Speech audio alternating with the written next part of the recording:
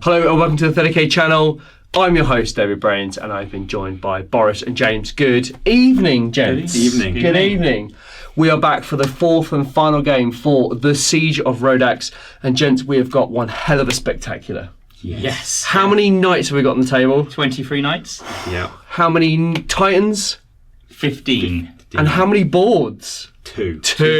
Yeah. Oh, Double board extravaganza. double board. It's worth mentioning, we've all been at work today.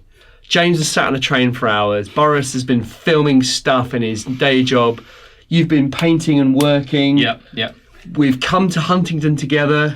I've been to Tesco like 4 times today to buy stuff, and it's 11 o'clock at night, and we've got Thursday tomorrow, and we've got a whole day to film this final fanfare of a game, haven't we? It's got to be done right. Yeah.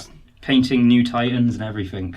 Yeah, let's not forget, James has worked tirelessly to bring you 2 Warbringers. Yes, I was very excited for them to come out. Yes. Bringing 2 of them and a new mana pool, which we'll talk about later. Excellent. There is so much to come in this game. I'm going to hand over to these two gents because they know far more about it than I do. But can someone just set the scene how we got from game 1 to game 4? So in game 1, we saw loyalists attack Rhodax, the fortress world, as the traitors were trying to uncover an artifact. The rituals have been complete and the artifact has been uncovered. And now the loyalists have diverted their attention from the siege. Legio Policiates, the siege breakers, are now a little bit challenged by a more devious Legio Indeed. to fight over this artifact. And please reveal the big secrets. What is the artifact? It's a webway gate. Yes. So we've got a large webway gate in the centre of the board. It's very exciting. Titanic scale, and it leads to the war in the webway that is going on in the Horus Heresy. So this is to try and get forces to the war in the webway. So whoever wins will be able to bring titans into the webway. So it's definitely an artifact worth fighting over. It's an absolutely awesome story, and it really ties into where we are in the Horus Heresy at the moment. You know, all these new books are starting to come out to document the Siege of Terra. Heresy fans have been waiting years and years and years for their traitor forces to arrive on Terra and assault the fortress wall, the fortress of the capital. So we're really excited, and you know, James, you've done a really great job writing all the fluff and getting all this ready for it, and we're now down to this really critical to this game. Boris, give us some nuts and bolts about this one. So we're doing 2 games sort of simultaneously. We've got a knight-only board, which is the city of Rhodax. So the knights are clashing inside the city itself, inside the fortress. So that's our 23 knights. Yep. It's a line of battle deployment, so essentially Dawn of War sort of from 30k, and it's capture table quarters, so the sort of lengthway table quarters. So essentially you have to push and shove, and whoever controls more of the board scores victory points by the end of the game. The artifact board with the titans, so no knights whatsoever, only titans. Line of battle again, and we're using the death of a god from Titan Death, I think it is, where essentially you have to control the artifact, which in this case is the webway gate. Yes. You have to be within 12 inches at the end of the game to 6 turns. Anyone within 12 inches, you score your scale in points, and that's it. But there's also something quite dastardly about the gate. It emanates power, doesn't it? And that degrades shields. Yes, so we're using a permanent Void Breaker shield. Is that the right? Yep. Void Breaker Yep. shield stratagem. So within 12 again, you have to roll a d6 if you activate, and you have to take that many shield saves every turn. So it's emanating warp energy, which plays havoc with the void shields as warp tech. So you have to capture it, but if you get close, your void shields are going to go down. So it's going to be really bloody, probably, quite quickly. Yeah, but we've got 15 titans on the board, so it's... Yeah, I mean, you know, on a 4x4, 15 titans is way too much, but don't forget, titans are going to be falling left, right and centre, and you can always imagine that the forces have mustered everything for this final push to secure the gate, for good or for ill. So that's really interesting to how that's going to work. I'm quite excited to see that. Yeah, very excited, yeah. Tell me about the Knights, though. We've got an ongoing tide, haven't we? Then the Knights, are they just coming straight back on? Yeah, so they have the Titanic waves from the Titan Death mission. So essentially, when a banner is wiped out, you make a roll at the beginning of every new turn, and they have a chance to come back on. So the reinforcements inside the board inside the city are just coming in. Waves of knights are being sent to smash each other to bits. So that will be ongoing until turn 6, and then whoever controls the most gets the points. And we tot up the points from both boards, so you can do really well in one. If you do really badly in the other, you might still lose. Okay. And remind me, James, where are we score-wise, points-wise today? At the moment, it's 2 victory points to the Loyalists and 1 to the Traitors. So they could score a draw from this. So we're fighting for a draw. Excellent. Oh, we love a good draw. As with all things in the Horus Heresy, things might just end in a draw. Everyone loses. Yeah. Or it might be a crushing Loyalist victory, but we won't talk about that.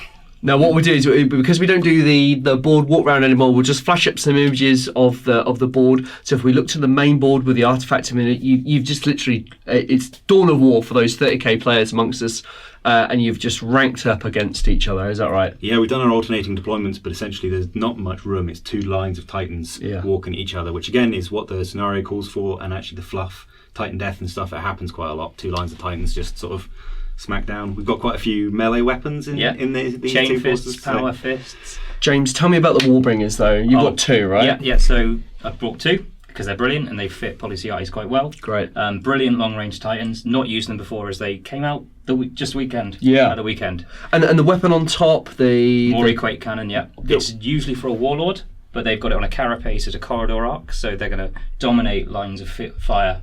And how will that affect Mortis and the other Legio? Well, if I can break the shields down, I can start disrupting their movement, and with them pushing for close quarters, it could give us quite an advantage because those fire lanes could be choked up pretty quickly with slower engines, forcing them to turn and move. And that'll give you an opportunity to get your close combat weapons in on your Legio to get in and rip a new one. The new mana pool, Ruptura, which is in Shadow and Iron, is an excellent one. You get two Warbringers, 3 Reavers. Each round, you can activate a Reaver at full stride without pushing a reactor, which is fantastic and works brilliantly with Policiates' motive mastery. Great. And also, if you manage to kill an engine with a Warbringer, you can activate and move a Reaver as if it were the movement phase. Oh, okay, which is good. So it's all about the Warbringers dealing the damage and the Reavers advancing to secure kills. Nice. It's going to get scary real fast. Yeah. Boris, how are you going to counter the Quake Cannons on the Warbringers? We're going to try some sneaky tricks because we're traitors. So I have, we've already revealed it, but I've got a single out flanking Warhound. So I hopefully get in the back of something, get in the back of the Loyalists and disrupt the lines. It's going to be about focus fire probably. We've got a lot of high dice weapons, like high number of shot weapons, and we've got melee weapons. So we're just going to have to try and focus stuff down. Let them come to us. Maybe let them disrupt themselves on the shield and then start gunning stuff down. But it's going to be tight. I was going to say, that's going to be key, isn't it? Because your shields do protect you somewhat, but they're also going to be degraded virtually every turn. So are you going to perhaps, in the repair phase, are you going to push more power to the shields to try and get them back up to mitigate the damage coming in from the artifact? Or you're not quite thought that far ahead yet? It just depends. Yeah, well, it depends how the game goes. Cause you do that, you cluster around the centre, that can give all sorts of problems in movement and activations. There's lots to consider with this. It'll be a little bit of a cat and mouse because obviously the shield degradation happens if you're standing within 12 of the artifact. Sure. But obviously you want to be the first one there to claim it because it's only 6 rounds and that passes quite quick, especially if you've got warlords and such. So you want to make your push for it, but you don't want to reveal your hand. You also don't want to be standing next to it because it makes you weaker. But you do because so it's going to be it's going to be a cat and mouse. We'll see what happens. And if we look towards into the city, we've got quite a high built-up area now. There's a lot of line of sight blockers. There's a very narrow passageway for the 2 knights to kind of meet in the middle, I guess. You know, you've got a lot of long-range firepower down in the Porphyrons. Yeah, they've got 2 Acastus, but the Questoris and stuff can hide, and actually we're only 24 apart, which is a single full stride for a lance, for a Cerastus. So, we could have Cerastus literally on a deployment zone in turn 1. So it's going to be... it's going to be chaotic, this one, I think, the night board. It's just a war of attrition, James, isn't it? Yeah, definitely. The 2 forces are pouring into the ruined walls of the city, just trying to bring themselves down and just pouring what they can. I think it'll be quite key, because if one side breaks through the midline of the battlefield and takes out most of the knights there, then when they get reinforced, they're just going to smash them even closer. So, I reckon the 3rd and 4th turns are going to be really intense. Yeah. I don't think you're going to meet in the middle. I think one side will push more than the other, but that'll be really interesting. Both of them are going to be a sort of a war for the middle and who can stake their flag and hold it, or maybe they'll try and stake their flag and get blown off it and then lose it. Yeah. So I think both of them are going to be a sort of very dynamic games going. Yeah, the games are so different, and people might say, "Oh, there's not a lot of terrain with the Titans." When we read the books, there isn't really a lot of terrain. They're massive war engines firing their weapons downrange, miles apart from each other. Yeah. and it's really hard to get that across on a 4x4 board. But you've got the resilience of the machines. I know the shields are going to be degraded, but it's going to be a tough firefight, isn't it? I mean, that's what Titan War's all about. There's also a lot more terrain than I've seen on some boards. So Yes. It's true. so it's actually quite a decent amount of terrain. It allows for some cover and stuff. Things you can actually hide a Titan behind rather than things coming up to shins. So Yeah, I was really conscious that when I bought the Forge World boards, I noticed it was just kind of ground level stuff, and you really need to get the Civitas sets and build the scenery up to kind of obscure a wall or Titan to his neck or to his carapace or whatever. So there is a ton more buildings on the way for the City Fight board, which I'm really excited to get built. Me too. Really excited to see that. Because we are going to do a big City Fight game very soon, and it all comes together, so stay tuned for that. Gents, we've talked a lot about the missions, the board, the legions. Legios rather. I keep getting into 30k mode. Yeah, sorry. It's very easy to do. I'm all about 30k. So we're going to look at both your lists. Yep. There's a ton of stuff to get through. Yeah. So let's do that.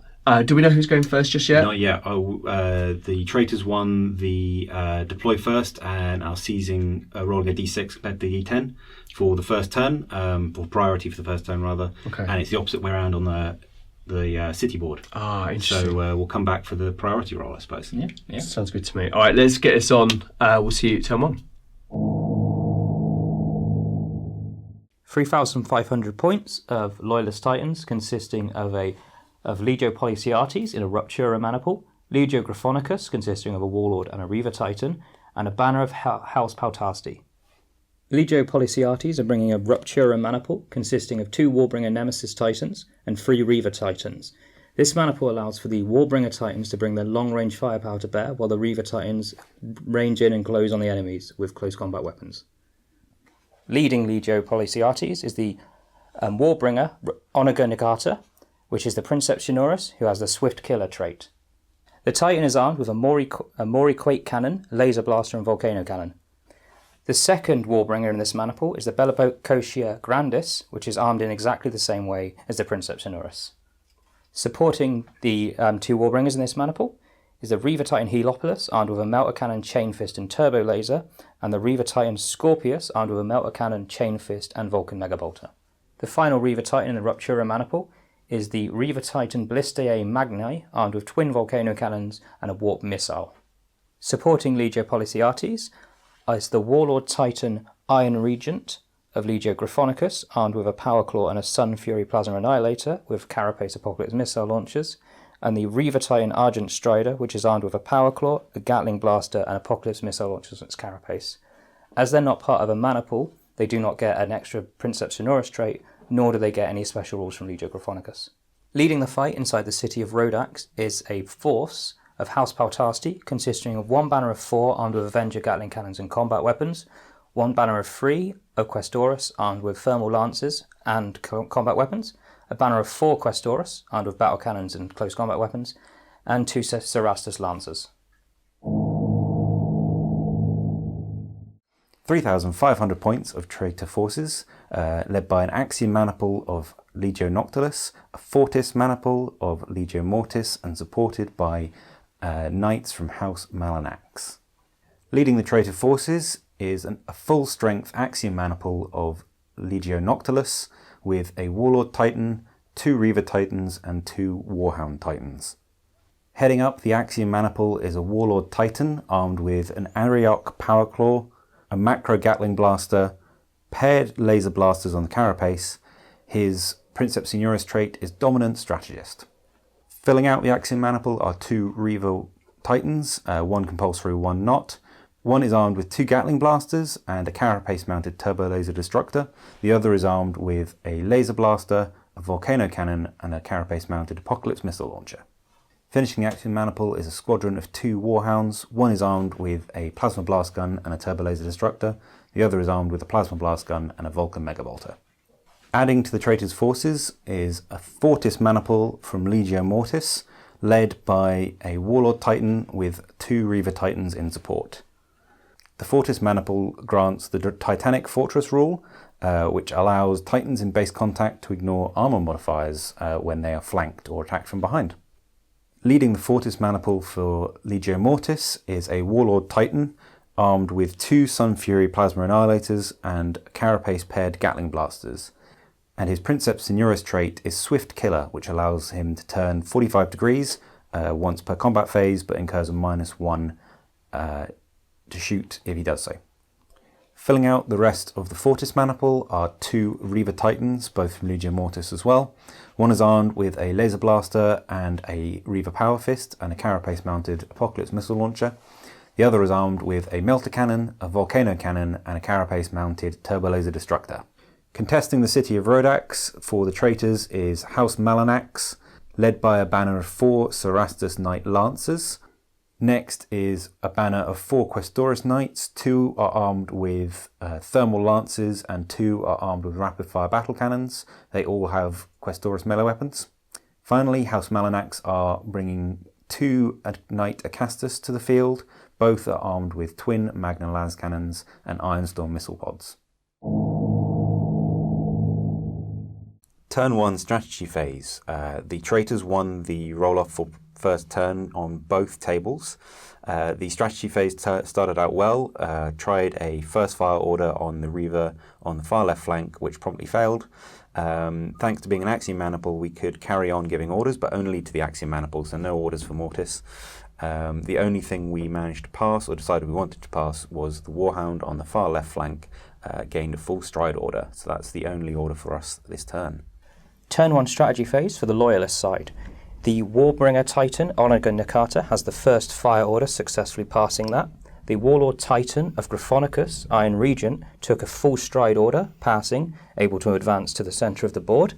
The Reaver Titan next to that, Scorpius, has also taken a full stride order, able to support the Warlord. The final Reaver Titan of Gryphonicus took a full stride order as well, and no other orders were taken after the Warbringer failed its first fire check. Turn 1 strategy phase for the traitors in the city of Rhodax started with a first fire order on the Acastus Knights, which was promptly failed, so no orders for us. We're just going to have to respond to how the Loyalists come at us. Knowing that the Battle of Rhodax will be won by swift action and manoeuvre, all the banners of House Peltasti took a full stride order, all successfully passing to advance towards the enemy house. Turn 1 movement for the traitor forces started with the Mortis Reaver Iron Baron pushing slightly up the right flank to gain some shots with its volcano cannon, managed to just squeeze between those rocks and the edge of the board. Turn 1 movement phase for the Loyalist side. The Reaver Titan, Heliopolis, manages to move forward, taking advantage of the Ruptura maniple, which allows it to declare power to locomotives without pushing its reactor, moving a whopping 9 inches up the flank towards the Mortis Reaver. Next activation for the traitors, the Mortis Reaver Hand of Ruin pushes up slightly to gain some shots on targets of opportunity, moving towards the objective and contesting the middle of the board. Next activation for the Loyalist side, the Gryphonicus Reaver Argent Strider advances 6 inches towards the centre of the board, hoping to threaten the advancing Mortis engines. Next activation for the traitors, the Noctilus Warhound activates and pushes its reactor for movement, gaining 1 point of heat, but moving 12 inches up the left-hand flank of the board. Next activation for the Loyalist side, the Reaver Titan of Legio Policiates moves 6 inches up towards the objective. Next activation for the traitors, the Reaver Titan Scourge moves up on the left flank, bringing its guns to bear, giving itself a few angles for later in the combat phase. Next activation for the Loyalist side. With fury in its heart, the Warlord Titan of Legio Gryphonicus pushes its reactor, rolling a blank face and taking no heat to advance to the centre of the board under full stride. Next activation for the traitors, the Warlord Titan Black Reaper moves up, not pushing, just to get into base-to-base with its maniple brethren, to take advantage of the maniple trait next turn perhaps, and give itself some good targets for shooting later in the turn. Next activation for the Loyalist side. The Reaver Titan of Legio Policiates, Ballistae Magni, moves forward slightly, remaining at the rear of the assault line, however being able to bring its twin volcano cannons to bear on the approaching forces. Next activation for the traitor forces, the Reaver Titan Typhoon moves up just the edge of the crater to contest it, covering it with its guns. Next activation for the Loyalist side, the Warbringer Titan Bellipotia Grandis turns slightly, advancing forward to keep its arcs and bear on the approaching Reaver of Mortis. Last activation for the traitors, the Warlord Titan of Noctilus, Vengeance, pushes forward slightly just to bring its guns to bear against the oncoming Loyalist forces. playing our cards slightly close to the chest and hedging our bets slightly with the gun line. Final activation for the Loyalist side. The Warbringer Titan, Onager Nakata, opens fire with its Carapace Quake Cannon at the enemy warlord of Legio Mortis. However, its shot scatters widely into the distance, the fury of the Loyalist Princeps too much to bear on its angry rage-filled machine. Turn 1 movement phase in the Rhodax board, so we're back at the start of the movement phase on the city fight table. For the traitors, we have priority, so turn 1, having failed our orders, the Questoris banner just reshuffle slightly to try and bring their guns to bear against the inevitable onrush of full-striding Loyalist knights. We'll have to play a reactive round this game, this turn, and see what happens. Turn 1 movement for House Paltasti under the Loyalist command. The Questoris banner, armed with Avenging Gatling cannons, advances towards the enemy lines, taking cover under the buildings from the inevitable shots of the Acastus banner. Next activation for the traitor side, the Acastus banner spread itself out slightly, just getting as much fire arc as possible against the oncoming Loyalist knights, and didn't move forward up the board at all. Next activation for House Paltasti in the city of Rhodax. The Questoris banner, armed with battle cannons, advances under full stride towards the centre road of the board. Last activation for the traitors in the city of Rhodax. The Cerastus banner just lined itself up, preparing its shields against the onrush of Loyalist knights. Again, it's quite a reactive phase, but we know the enemy have full stride on every single unit, so we're going to have a turn of shooting to see if we can thin their numbers before they crash home next turn. Final activation for House Paltasti under the Loyalists in the city. The Cerastus banner advances on the far flank, with the Questoris banner with thermal lances behind it, both are under full stride. Damage control phase for both factions, very quick. The only thing to do was vent a single point of heat on the Noctilus Warhound.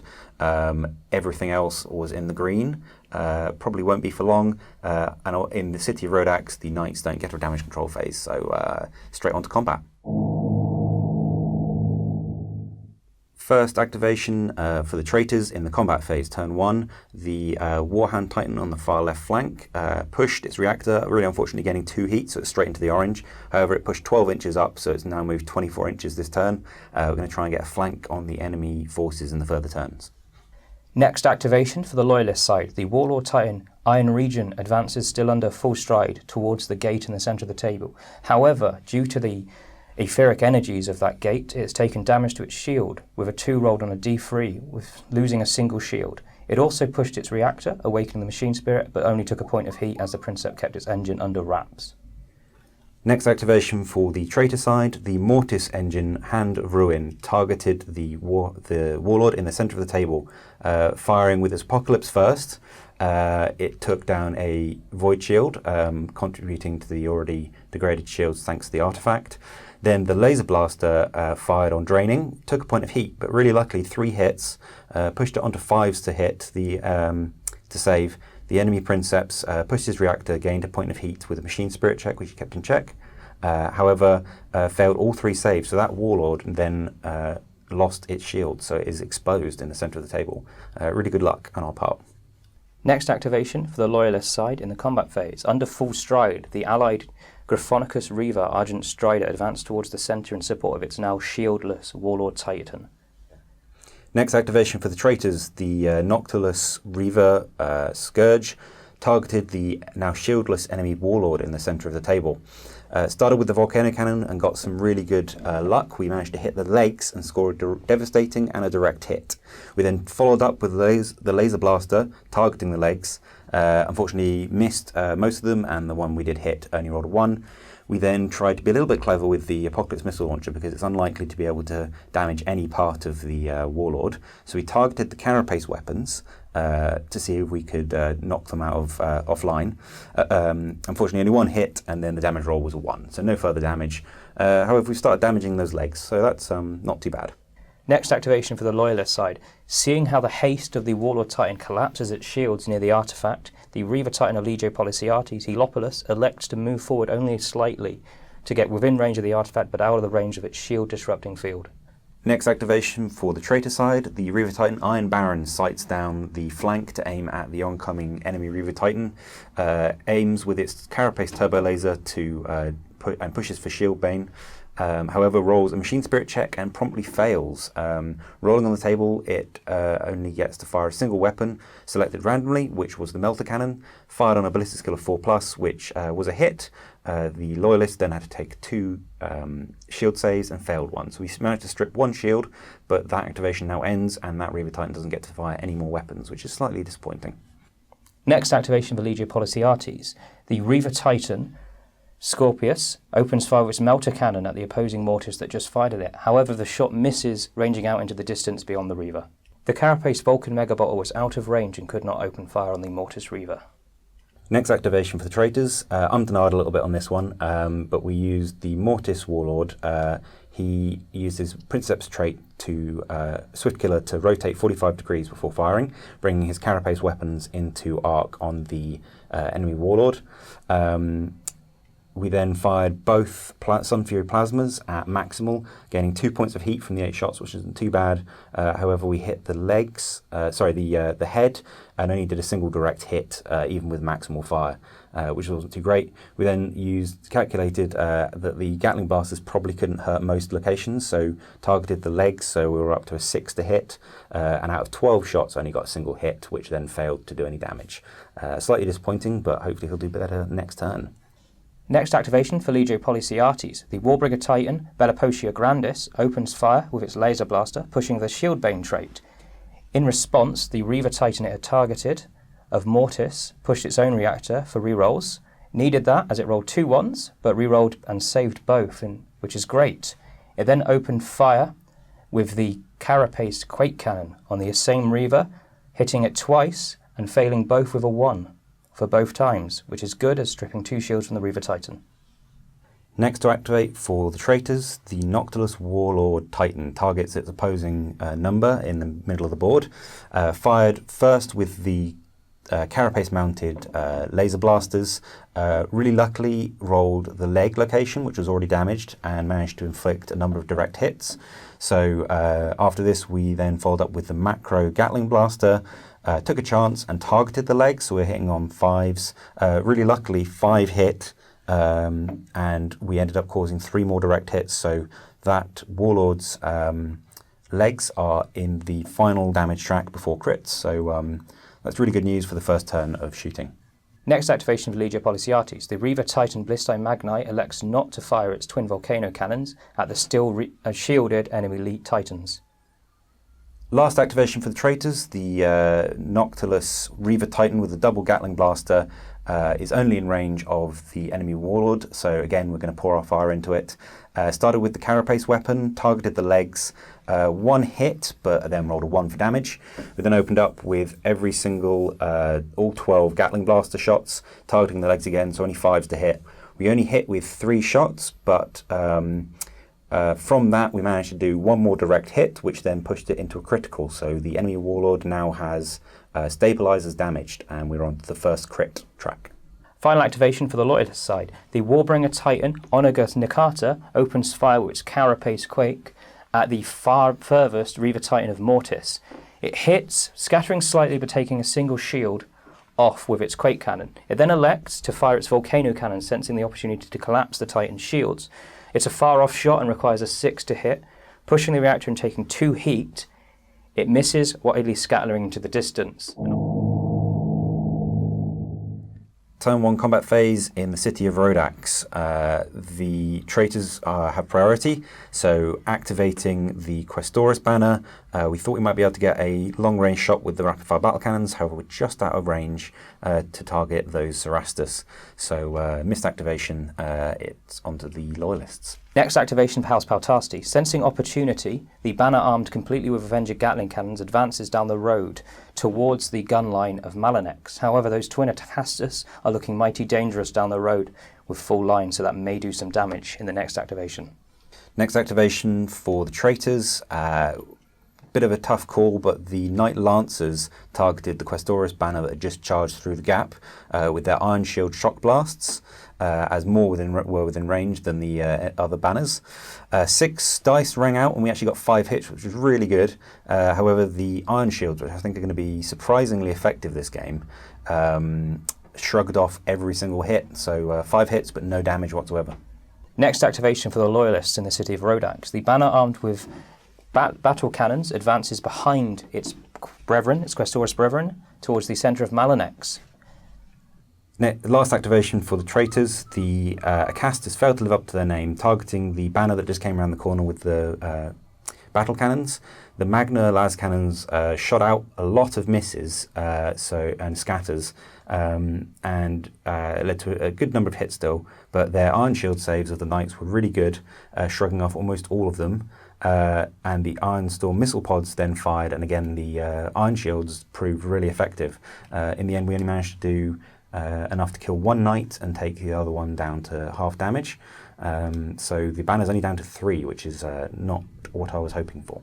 Final activation for House Peltasti in the city of Rhodax. The Cerastus banner, seeing that the Acastus have already fired, elects to move into the city in order to potentially do a charge order in the next round.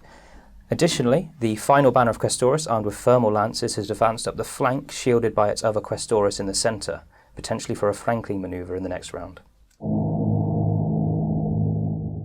End phase for turn 1 in the board of the artifact. The Warlord Titan, which has suffered a stabilised damage result, critical, turns 45 degrees to the right, which isn't the worst option. However, it needs repairs as it took a lot of damage this round, pushing its legs to the end of the track. However, for the rest of Legio Policiates, the advance continues towards the traitor battle lines, potentially the artifact in sight, but it's going to be a bloody game going forward. End phase in the city of Rhodax, no effects to ongoing, so nothing to resolve. We have the Loyalist Knights already claiming a good 3/4 of the board, which really isn't good news. That failed order at the first turn was really unfortunate. We'll have to see if we can wrest back control of the turn. I have a lot of suspicion there's going to be a lot of charges next turn. Turn 2 strategy phase, priority to the Loyalist side. The Gryphonicus Warlord Titan, having taken an absolute pounding in the previous turn, elects for emergency repairs, which is sorely needed with its damaged leg and its shieldless state. However, it rolled really well, restoring its shields by 2 points and healing the critical on its leg. Additionally and finally, for the Loyalist side, the Warbringer Nemesis in the far corner, Bolopecia Grandis, elects to do a first fire order, successfully passing. No other orders for the Loyalists. Strategy phase for the traitors in turn 2 started with a first fire order on the Reaver Titan Scourge with the Volcano Cannon on the far right, passed this time. Then we left most of the rest of the Legios without orders to keep super flexible. The only other order passed was then on the far left of the board, the Mortis Reaver, quite happy in his position, so he did an emergency repair and rolled enough to vent a point of plasma and restore 1 point of shield. Not quite as much as I'd like, but he's quite happy sitting there. So not too many orders, but we've got off what we needed. Turn 2 strategy phase on the City of Rhodax board. Traitors have priority this time. It was a flurry of orders. Everyone passed everything they needed. So the Malanax Acastus passed the first fire. The Cerastus passed a charge, as did the Malanax Questoris. The House Peltasti Loyalists then passed 2 charge orders, one on their Questoris banner with Avengers and one on the Cerastus. The other 2 Knight banners then passed, both passed first fire orders, looking to put some shots down range. This was a little bit worrying as we would be tied up and being shot at the same time. So the Loyalists enacted their the traitors enacted their first stratagem, which was Vox Blackout, cancelling every order on the Knight board, just to make clear the 2 boards don't interact. So it's only the Knight board. So everyone lost their orders, including the traitors. However, my thinking was it freed us up from receiving charges, and it's going to give us a little longer to shoot down range and manoeuvre before the final crushing charge. Turn 2 movement, priority to the Loyalist side. First activation was the Gryphonicus Reaver Argent Strider, which sidesteps slightly and turns to bring greater bear on the approaching centre line of Mortis and Noctilus. First traitor activation, the Legio Noctilus Reaver with twin Gatling blasters cautiously stepped up onto the rim of the crater, bringing his guns to bear and covering the whole crater.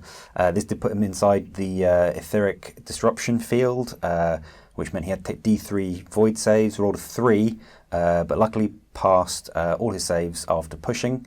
He did gain a point of heat, however. Next activation for the Loyalist side, the Reaver Titan Scorpius, taking advantage of the Ruptura trait, which allows it to move with power to react to locomotives without pushing, moves 9 inches towards the Mortis Reaver in the flank. Aggressive move, hopefully it will pay off, but it is dangerously exposed now. Next activation for the Traitor Forces, the Legio Noctilus Warhound on the left flank pushed its reactor to gain extra movement, gained a point of heat now in the orange, which is unfortunate. However, its squadron mate then appeared from outflank on this board edge. Both of them are lined up, aiming at the rear of that Warbringer Titan. The traitors are real scared of the long-range firepower they can bring. So we've done a nice flank on the left-hand side, but those Warhounds are notoriously fragile, so we'll see what we can do with them. Next activation for the Loyalist side. Seeing the threat in the rear of its commanding Warbringer, the Reaver Titan Heliopolis elects to turn twice and move 6 inches towards the Warhounds, which is threatening the rear of its larger cousin. However, its manoeuvring meant that it entered the field of the artifact, which cost it a single shield, which isn't the worst result after a 3 was rolled on the D3 earlier.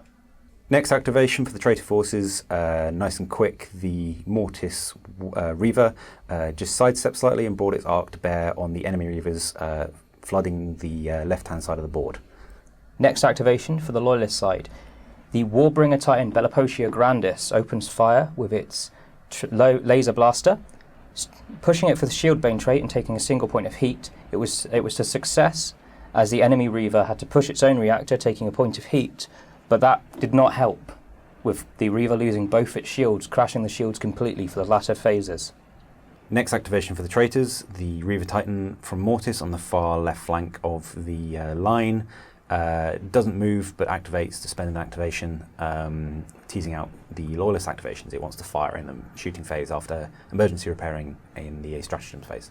Next activation for the Loyalist side, the commanding Princeps in the Warbringer Titan, Onaga Nakata, pushes their reactor, awakening the machine spirit but keeping it under wraps to move further away from those Warhounds threatening its rear. It then turned to try and keep as much cover from the Warhounds as it can.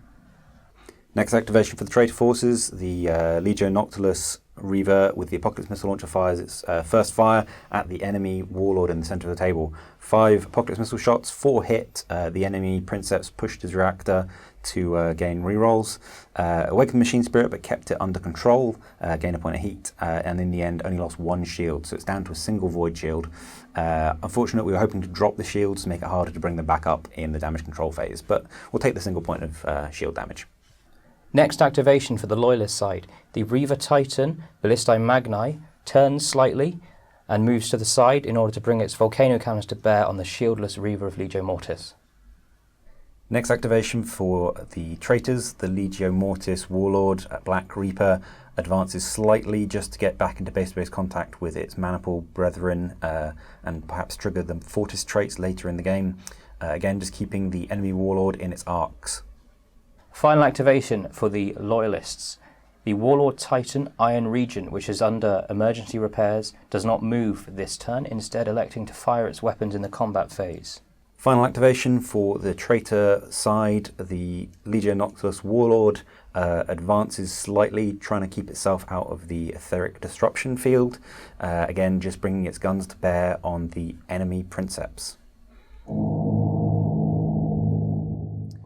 First activation in the city of Rhodax, the banner of House Malanax's Cerastus Knights pushed down. There are no charge orders this turn because of the previous Vox blackout, so they've just tried to make themselves a bit of a speed bump, pushing forward and blocking the enemy Knight Lancers slightly. First activation in the movement phase for House Paltasti under the Loyalist command in the city of Rhodax. The banner of Questoris under Avenger Gatling cannons moves down the road into the rear of the Malanax Cerastus Knights, hoping to take some shots into the larger knights. Next activation for the Traitors, the Acastus Knight banner moved up ever so slightly, keeping out of range of the 2-inch melee bubble, but hopefully bringing to range all its guns, including the short-range las cannons and autocannons. Next activation for House Paltasti, the banner armed with thermal lances advances slightly into the rear of the Cerastus Knights, closing the net around them. Last activation for House Malanax, the Questoris banner piles into the back of the enemy Questoris banners that are flanking our own Cerastus banners. As predicted, it is already a massive dog pile. Final activations for House Potasti in the city of Rhodax. The Cerastus banner, under threat and outnumbered by the larger Malanex banner, has moved away from them to engage the smaller Questoris Knights in an act of bravery. Additionally, the final banner of Questoris Knights, armed with battle cannons, has moved to fill in the gap, staying out of range of the Cerastus banners but still able to engage with their battle cannons if the need arises. Turn 2 damage control phase, priority to the Loyalists. In this phase it wasn't that successful to the Loyalist sides. The Warlord Titan, which had pushed its reactor into the orange, suffered a direct hit to its body as a result of the reactor housing being damaged, which isn't great. It then rolled, but was only able to vent a single point of plasma due to an appalling set of rolls. The rest of the Loyalist battle group suffered the same fate, with only a point of reactor heat for the Warbringer Nemesis between them being the only fixed successes rolled for this phase. Damage control phase turn 2 for the traitors, starting with the Noctilus Warhound that was in the orange reactor, took a single strength 9 hit to the body, but it's just a direct hit, so not too bad. The rest of the Legio vented plasma and restored void shields across the board, so everything's back in green, nothing too exciting. Finally, the Mortis Reaver on the far right flank, Iron Baron, managed to roll a single 6 on its repair roll, so restore a single void shield that might keep it alive a little while longer. First activation for the Loyalist side in the combat phase. The Reaver Titan of Legio Policiates, Scorpius, opens fire with its Carapace Vulcan Mega Bolter, collapsing the shields of its Mortis Reaver Titan again. It then fires with its Melter Cannon, missing but still securing a single hit on the body, which was enough to secure a critical on the body, which is a great result, damaging the Titan now. First activation for the traitors, the Legio Mortis Reaver Iron Baron targeted the enemy Reaver who just collapsed his shields.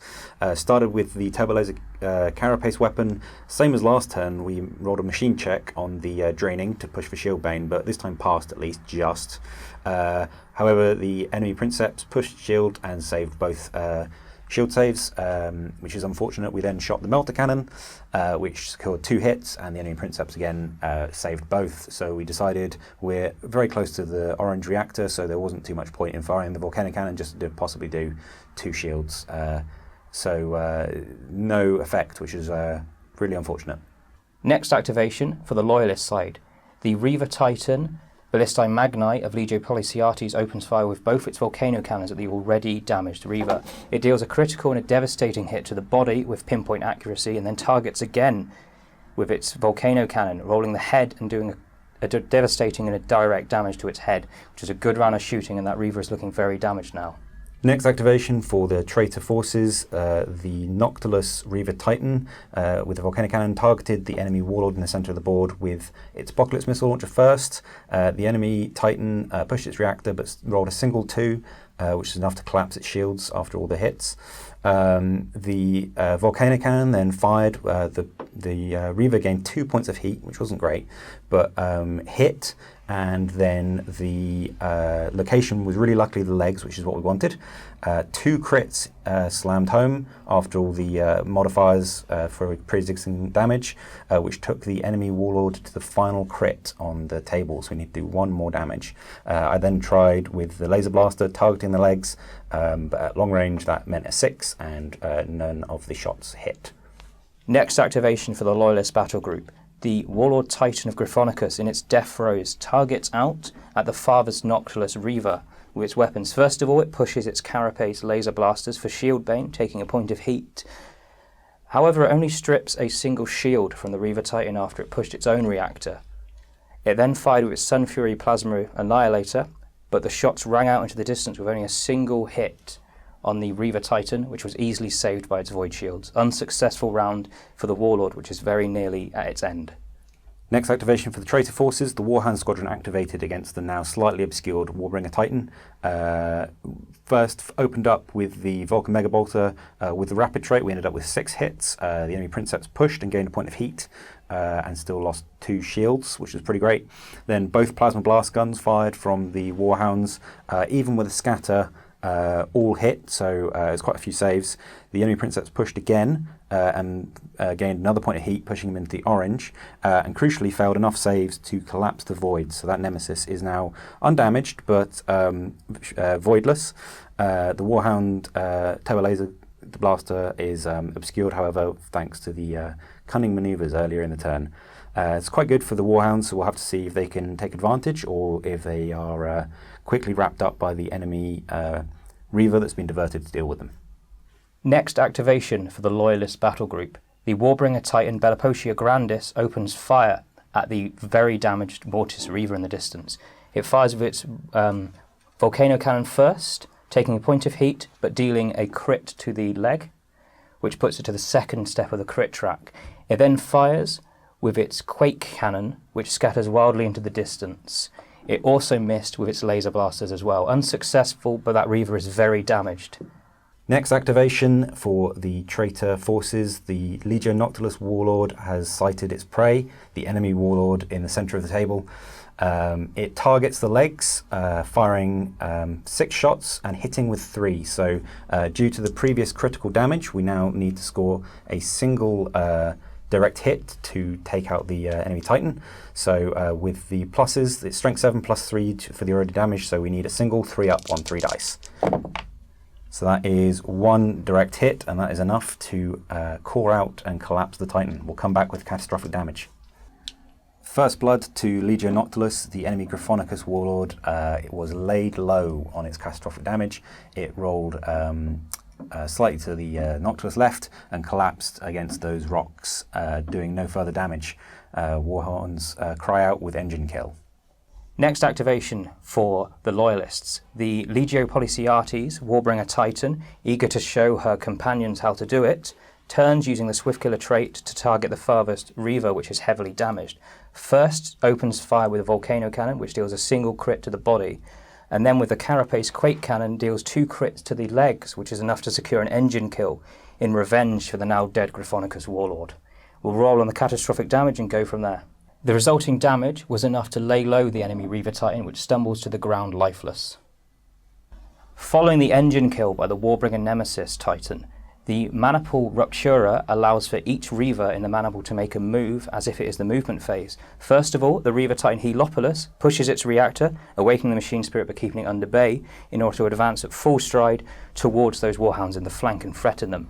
The second Reaver Titan, Ballistae Magni, simply turns to range on the still surviving enemy Titans. Finally, the Reaver Titan in the furthest corner, Scorpius, pushes its reactor and takes a heat, but in order to close with the enemy engines in the distance. Next activation for the traitor forces.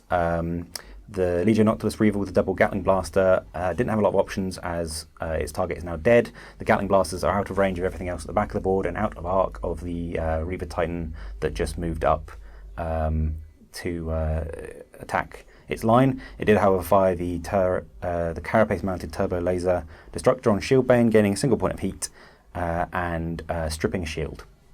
Next activation for the Loyalist battle group. The Reaver Titan of Legio Griffonicus, Argent Strider, opens fire with its Carapace Apocalypse launcher on the farthest Legio Noctilus Reaver. It hits with all hits, however, the Reaver's Void Shields survive the impact with none of them being stripped away. Next activation for the traitors, the Mortis Reaver Titan Hand of Ruin targeted with the Laser Blaster and the Carapace-mounted Apocalypse Missile launchers at the enemy Reaver coming round the corner quite threateningly. Between the two of them, they managed to strip the last 2 Void Shields on that Reaver, even with the enemy pushing its reactor for rerolls and gaining a couple of points of heat. So quite good news overall. Final activation for the Loyalist battle group. The Reaver Titan Heliopolis opens fire with its Carapace Turbo Laser, pushing for Shieldbane and taking a point of heat. It fires at the Warhound Squadron, who are sharing shields, and strips a single shield from them. It then fires with its Melter Cannon, hitting 3 times, again forcing the Warhounds to push. However, it was successful, rolling a blank, so no heat was taken, and they saved all the hits. Last activation for the traitor forces, the Mortis Warlord Black Reaper targeted the enemy Reaver coming round the rocks. The Carapace guns are too close to fire, which is a great move by Policiates. Both Sun Furies, however, opened up on Maximal, due to the shields having been collapsed. No targeting shots, so one hit the leg and did a single direct hit, and the other one hit the body and did 2 devastatings, which isn't too bad. We'll have to see if we can slow him down charging in at the beginning of next turn. Turn 2, first activations for the traitor players in the city of Rhodax. A little bit of calculation here to figure out what to strike first, but I went with the squishiest target that might die the fastest. So the Malanax Questoris banner targeted the enemy Questoris banner with Avenger Gatling cannons. The melee attacks rang out and killed a knight, and then both the 2 thermal cannons and 2 rapid-fire battle cannons fired and did another direct hit, but the rest was saved by Iron Shield saves. First activation for House Peltasti in the combat phase. The Cerastus Lancer banner engaged the Questoris Knights of House Malanax.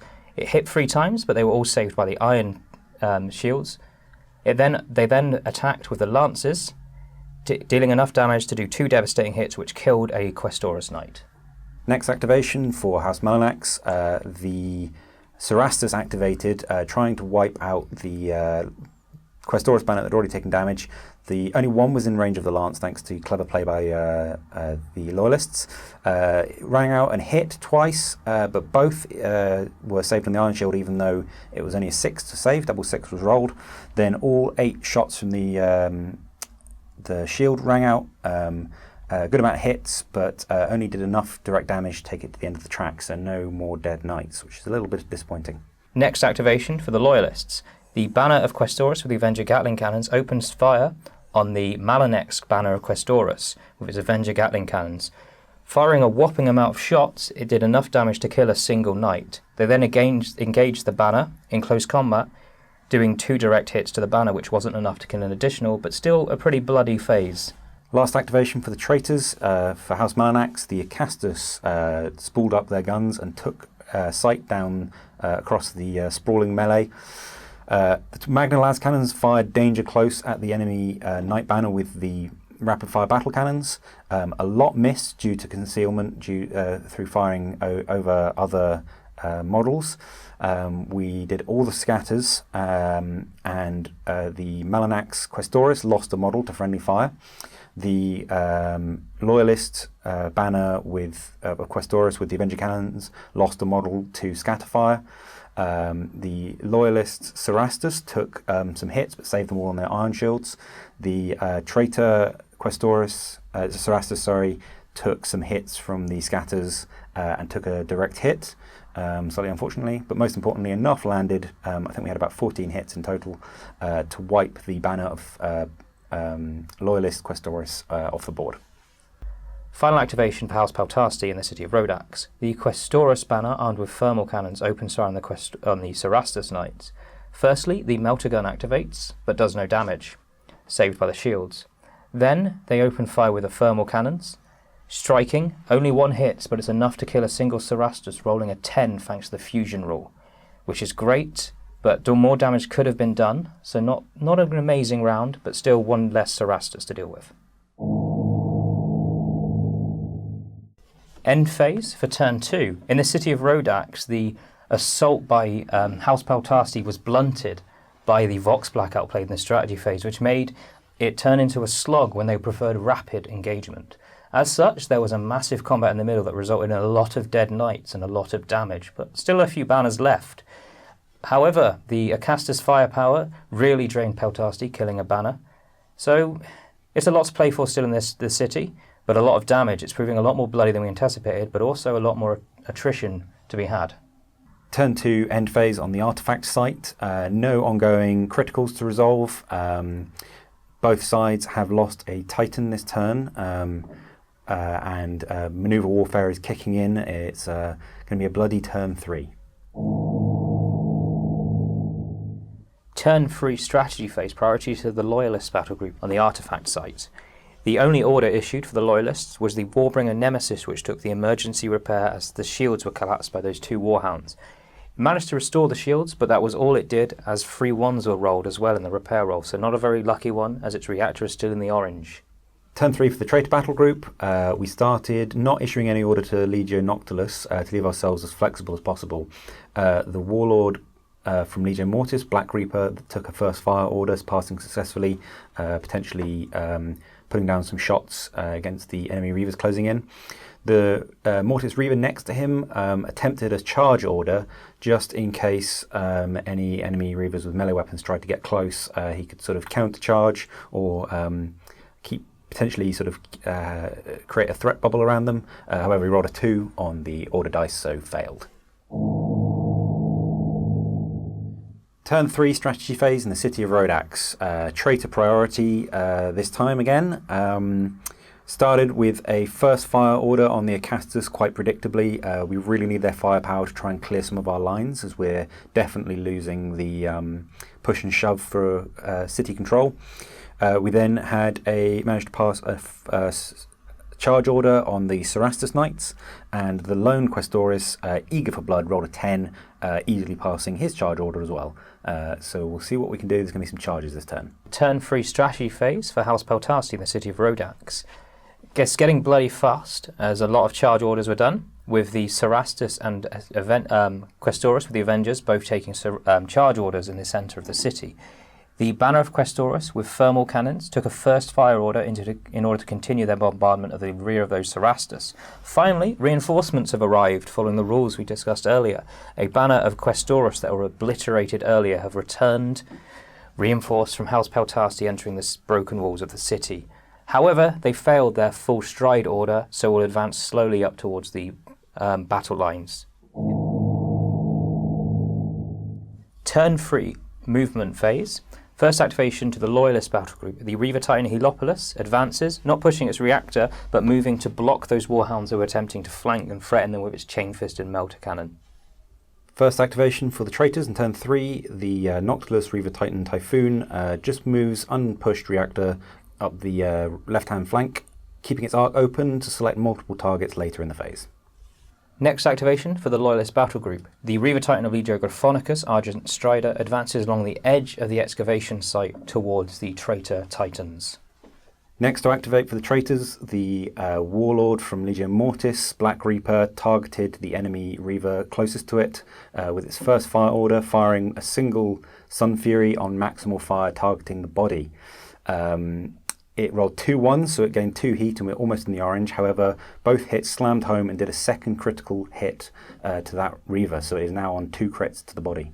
Next activation for the Loyalist battle group. The Reaver Titan Scorpius, which has suffered serious damage to its body, putting it at the second point of its critical track, and also with its reactor running dangerously hot, decides that if it's going to go explosively, and advances, taking advantage of the Ruptura trait to move full pelt towards the Mortis engines, put them within range of its shields, so it can attack with its Melter Cannon and Vulcan Megabotter without hindrance. Next activation for the Traitor forces, the Legio Noctilus Warhound Squadron, sensing they would not potentially win the fight with a melee-armed Reaver, have scuttled sideways to try and bring their guns to bear on the enemy Reaver, but hopefully avoid the charge next turn. Next activation for the Loyalist battle group. The Reaver Titan of Legio Policiates, Ballistae Magni, sidesteps 3 inches in order to bring all of its arcs to bear on all of the Titans in the Traitor battle group. Next activation for the Traitors, the Mortis Reaver Hand of Ruin pushed just a couple of inches forward to support its Warlord cousin, putting it in range of its Power Fist to fight the oncoming Policiates Reaver. It did, however, just edge itself into the Athematic Disruption range, so it took 2 hits to its Void Shields, but after pushing and gaining heat, both were saved. Next activation for the Loyalist battle group, the Warbringer Titan Bellipotia Grandis turns slightly in order to bring its colossal gun to bear on the Mortis and Noctilus battle group. Next activation for the Traitors, the Reaver Titan from Noctilus Scourge makes a play for the objective, pushes further into the Athematic Disruption field, taking 3 hits to the shield, but pushing the reactor, gaining a point of heat, but saving all of them, and leaving himself hopefully with some good arcs to shoot later in the turn.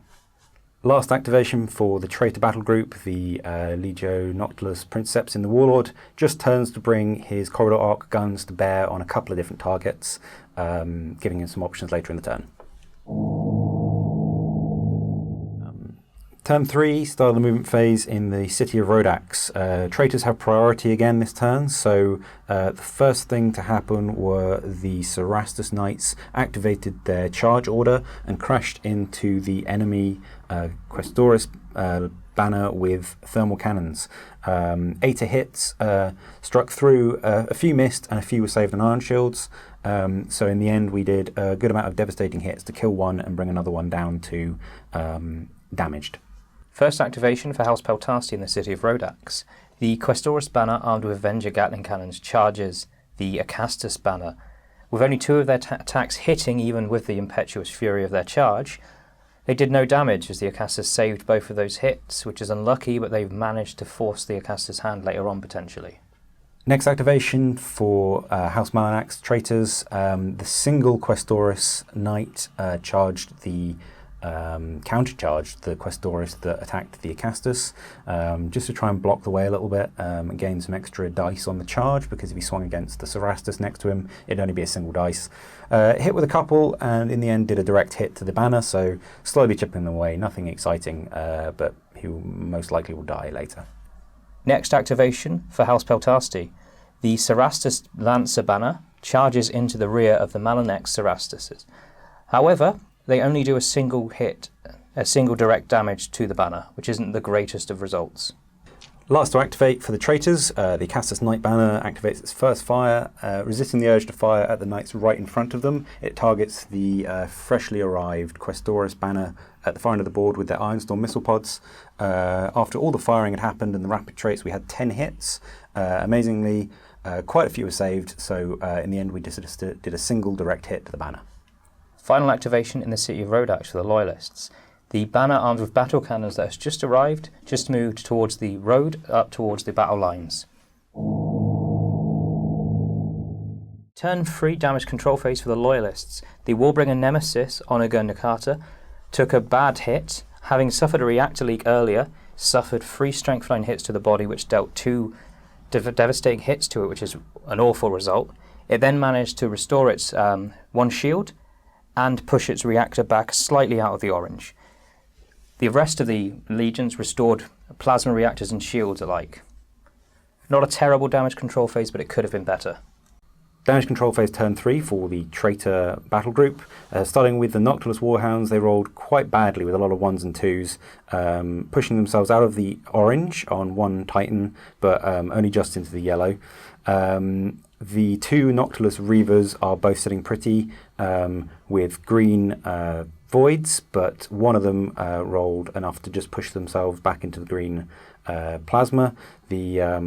The one in the centre of the board, however, is sitting on yellow plasma, which isn't too great. The Noctilus Warlord is sitting pretty on green tracks all the way through. The Mortis, Reaver and Warlord. The Warlord didn't roll particularly well, so it's still on yellow plasma, but it's got full voids, although obviously this doesn't matter to the Reaver breathing down its throat. Combat phase, turn 3. The traitors used their second Princeps Senioris trait, Dominant Strategist, to seize the Opus Titanica for this turn. We had a cunning plan. It allowed the Mortis Warlord Black Reaper to target both his Sun Fury Annihilators into the enemy Reaver directly in front of him, targeting the body and hopefully blowing him off the table. We pushed Maximal and aimed for the body, so we're hitting on 5s. We only rolled 2 hits from 8 shots and also 2 1s, so we ticked the reactor up by 2 into the orange. Then from these 2 hits, we needed to do 2 damage. We rolled a 1 and a 2. So the enemy Reaver is on his last track on the critical damage for the body, but still alive critically, and I'm guessing going to swing back with a vengeance next turn. First activation for the Loyalists in turn 3 combat phase. The Reaver Titan Scorpius, which has suffered extreme damage, engages the Fortis Maniple in front of it. It attacks with its Chain Fist first, which attacks the Warlord and does no damage, unfortunately, after a bad roll, with 2 1s and no rending trait triggered. It then attacks with the Melter Cannon, hitting both the Titans. It does a devastating hit to the Warlord Titan, which is great, and then disables the Power Fist of the Reaver, which is a fantastic result, as that is likely going to hit or would have hit the Reaver Titan in the next phase. Next activation for the Traitor Force, the Reaver Titan Hand of Ruin next to the Warlord struck out against the enemy Reaver. With its Power Fist disabled, it has to rely on its shooting attacks. It targeted the body of the enemy Reaver with the carapace-mounted Apocalypse missile launchers. All 5 shots missed, however. It then, last ditch, fired the Turbo Laser Destructor into the body again. Hitting on 5s, we managed to roll 2 5s and roll enough damage to tick it over beyond the last crit, killing the engine. We'll work out the catastrophic damage and come back to you. Rolling the catastrophic damage, a laid low result was rolled. The enemy Reaver was then staggered slightly forward and to the left, not quite clipping the Mortis engines, and then fell backwards, not dealing any further damage. Next activation for the Loyalist battle group. The Gryphonicus Reaver Titan Argent Strider opens fire with its Apocalypse launchers, forcing the enemy Mortis Reaver it was targeting to push its reactor to save those hits. It took 2 heat in the process. It then opened up from its Gatling cannon, which then forced it to push it again, taking an additional heat. Finally, the shields collapsed anyway, which has opened it up for a whole lot of firepower to open up on that engine in the coming phase. Next activation from the Traitor battle group, the Warhound Squadron targeted the enemy Reaver that's chasing them. Again, some clever positioning meant that the Turbo Laser Destructor was out of sight. So between 2 Plasma Blast Guns and 1 Vulcan Mega Bolter, we landed enough hits to drop the shields to the last pip. However, the enemy Princeps did some really good pushing, so 3 different pushes of the reactor only resulted in 1 additional heat. So his reactor's still quite cool, and we haven't dropped the shields on that Reaver yet. Next activation for the Loyalist battle group. The Reaver Titan Blistai Magni opens fire with both its volcano cannons at the shieldless Mortis Reaver. However, both the shots scattered after rolling 2 1s, with one of them scattering 10 inches into the distance and the other one hitting the rear of the Warlord, which did nothing to it. It then elected to fire its Warp missile at the Reaver, which hit it in the body and did a critical damage to the body. Although that missile is a one-hit wonder, it did do that critical that could open it up for later. After firing the twin volcano cannons, it did take 2 heat, which pushes it into the yellow of its reactor. Next Traitor activation is the Legion Noctilus Reaver with 2 Gatling blasters in the centre of the table. Targets the enemy Gryphonicus Reaver, opening up to start with a Turbo Laser Destructor on the carapace with draining, gains a point of heat, but takes a shield off. Then between the 2 Gatling blasters, all 12 shots open up. Between those, we managed to drop the enemy shields, which is really great. From 3 separate attacks, the Gryphonicus Princeps pushed his shields every single time, rolled a 1 and 2 Machine Spirit checks, so gained 3 heat overall, passed 1 Machine Spirit check, but failed the other. We rolled the Belligerent trait on the Machine Spirit Awakens trait, so the Gryphonicus Reaver pushed 2 inches forward, rolling at 2 on d6, so it's 2 inches closer to the nearest enemy Titans, which isn't too bad for the Loyalist player, to be honest, but we collapsed the shields, which is really great. The Warbringer Nemesis, Bellicosia Grandis, opens fire on the shieldless Mortis Reaver. First of all, it strikes out with its laser blaster, dealing 2 devastating hits to the legs of the damaged and shieldless Reaver. It then opened up with its volcano cannon, pushing its reactor and taking 2 heat, which is okay as it's only just pushed it into the yellow, owing to the Nemesis's great reactor. However, it then hit the body, dealing 2 devastating hits, which put it to the edge of the critical track, which is a great result as that Reaver is on its last legs. It will then open up with its Quake cannon, with a shell raining high from above. It hits the Apocalypse missile launcher on the carapace, disabling it and leaving it with a single weapon remaining. That Reaver is barely standing. The Quake rule then meant that its speed has been halved, and concussive has meant that it's moved 3 inches away from the Mortis Warlord, which has removed the trait, meaning that it won't get the benefit of the Fortis mana pool later on. Next to activate for the traitors is the Legio Noctilus Warlord Titan, targeting the enemy Gryphonicus that's had its shields collapsed earlier in the round.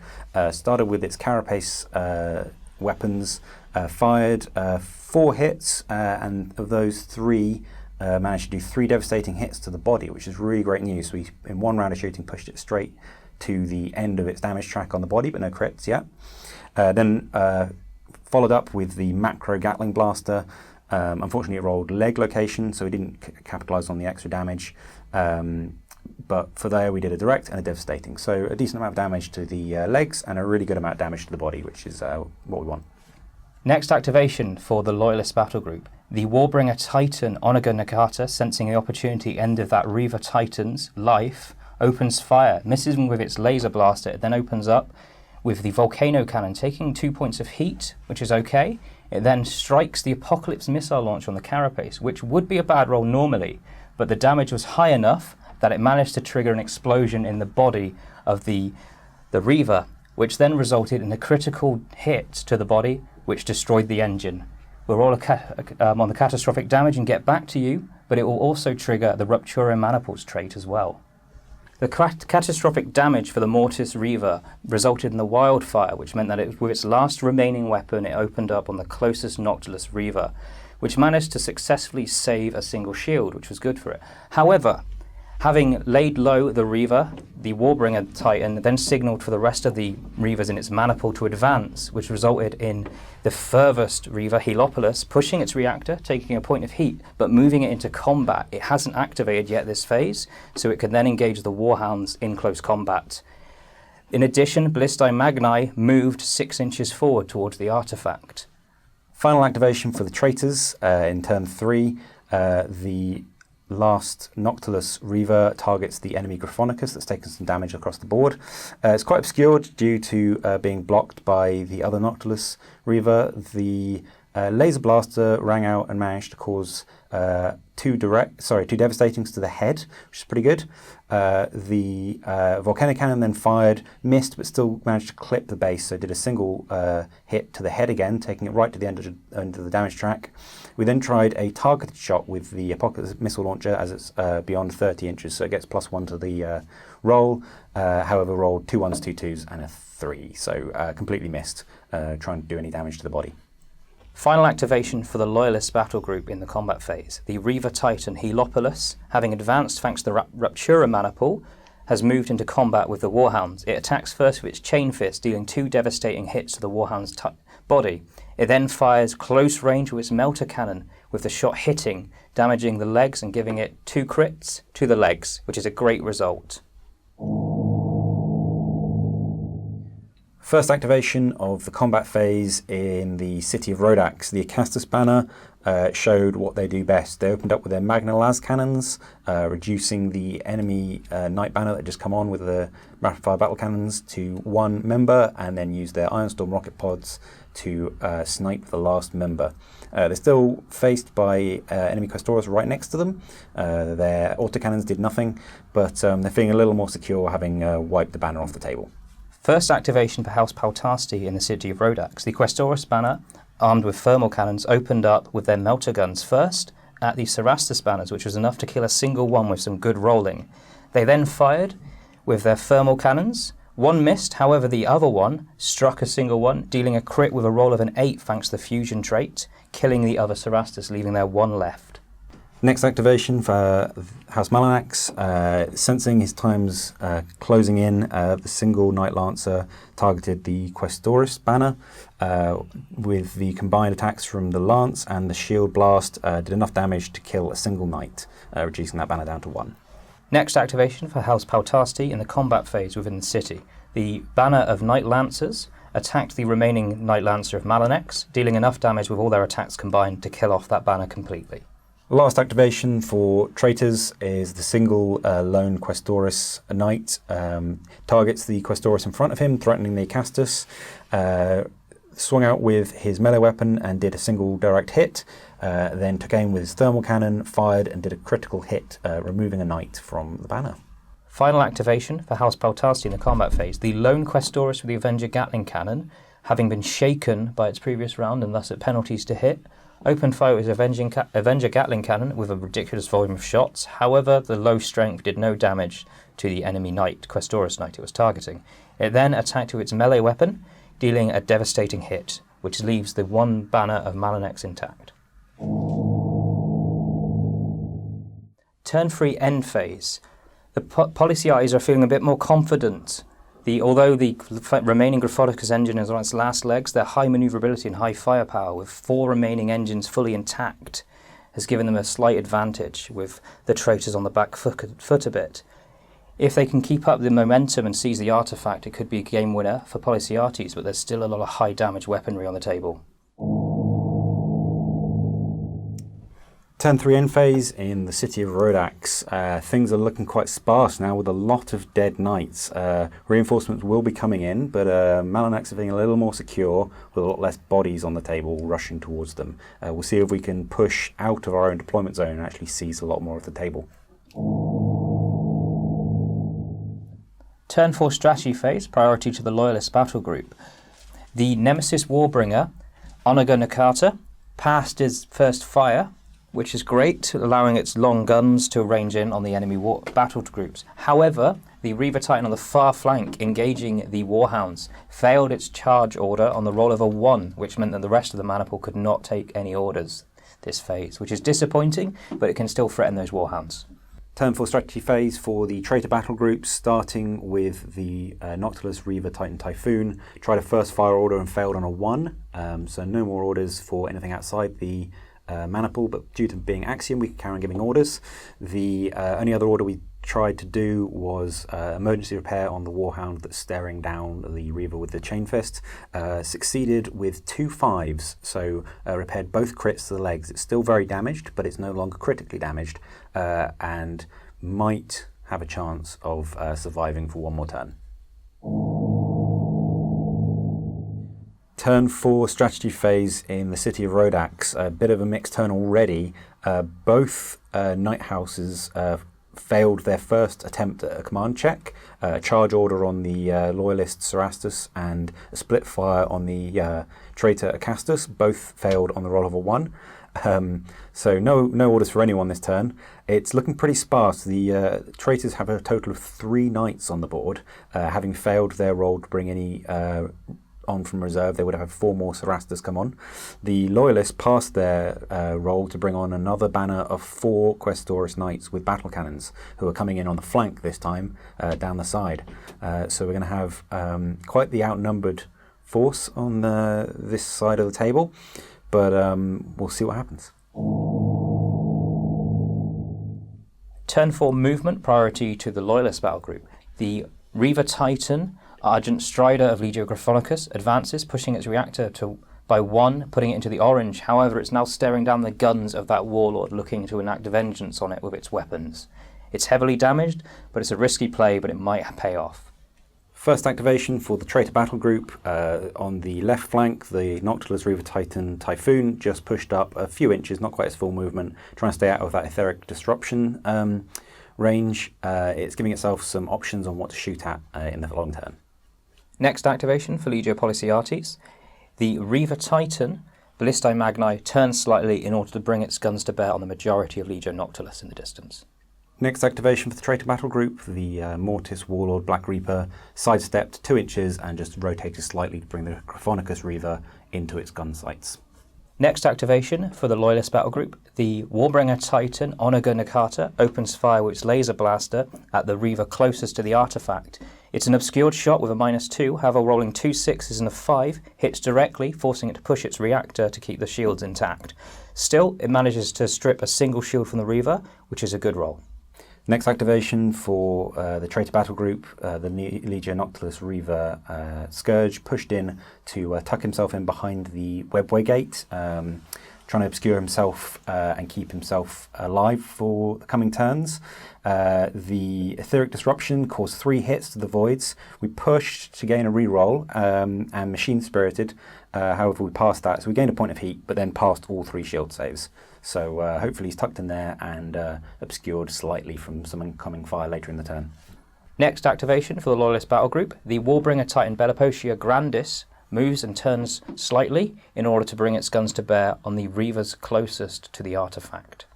Next activation, the Noctilus Warlord just pushes itself slightly forward, keeping itself out of the etheric disruption field, and hopefully bringing its guns to bear on that nearby Graphonicus Reaver.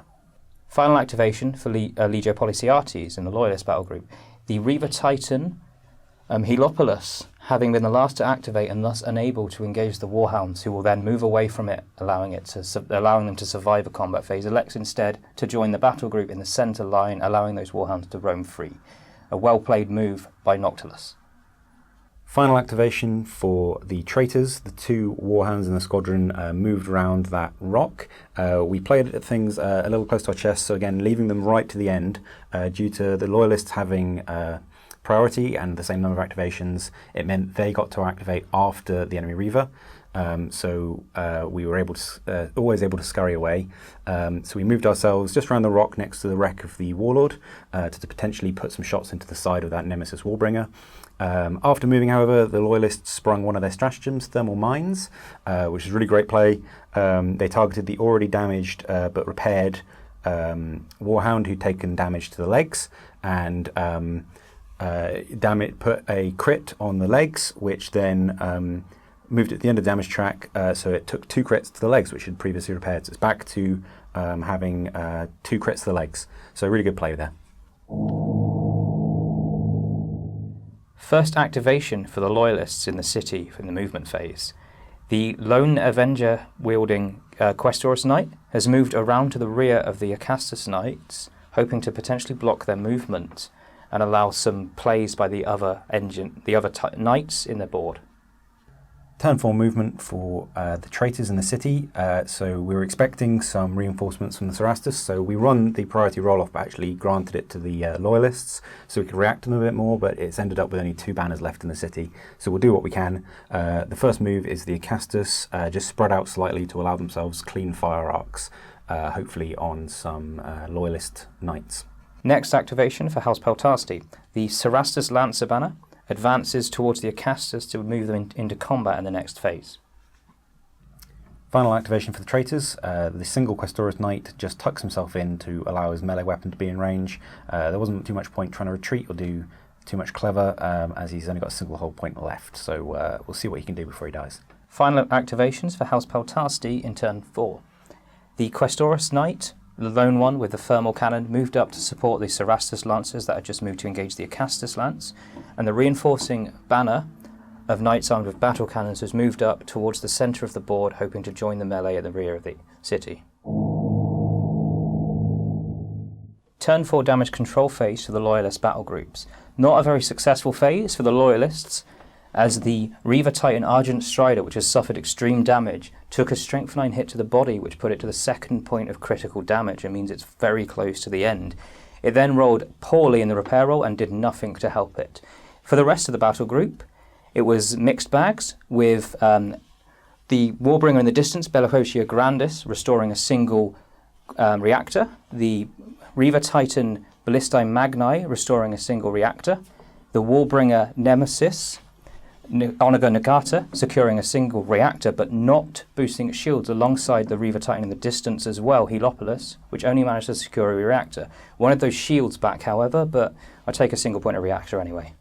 Turn 4 damage control for the traitors, starting with the Mortis Warlord Black Reaper. Really key roll. We were in the orange due to maximal fire previous turns. Took a Strength 9 hit to the body, only 1, and rolled an 11, so no damage, which is really great. We then rolled enough Servitor Glades to get us back into the green on the reactor. Both Noctilus Reavers then pushed themselves back into the green. Their shields are already full, or rather one restored a shield and then put himself back to the green. The Noctilus Warlord was okay and needed to restore a single point of plasma, which he did. And then finally the Noctilus Warhounds, one vented a single point of plasma back to the green. The one that was damaged critically managed to unfortunately not roll enough to restore his criticals, but put his plasma back to green and leaving his voids 1 lower, but that's not too bad with the squadron rule. Pretty successful overall. We're in a little better shape than we were, and the reactor overload on the Mortis Warlord could have been really nasty, so it's good that that didn't affect us. Turn 4 combat phase, priority to the Loyalist battle group. The Reaver Titan Argent Strider of Legio Griffonicus, which is in its last legs and will likely die soon, decides to open fire at the Reaver closest to the artifact with its Carapace Apocalypse missile launcher.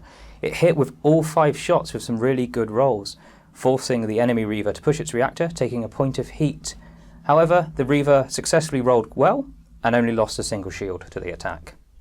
First activation in the combat phase for the traitor battle group. The Warhound Squadron did a little opportunistic strike against the Nemesis Wallbringer.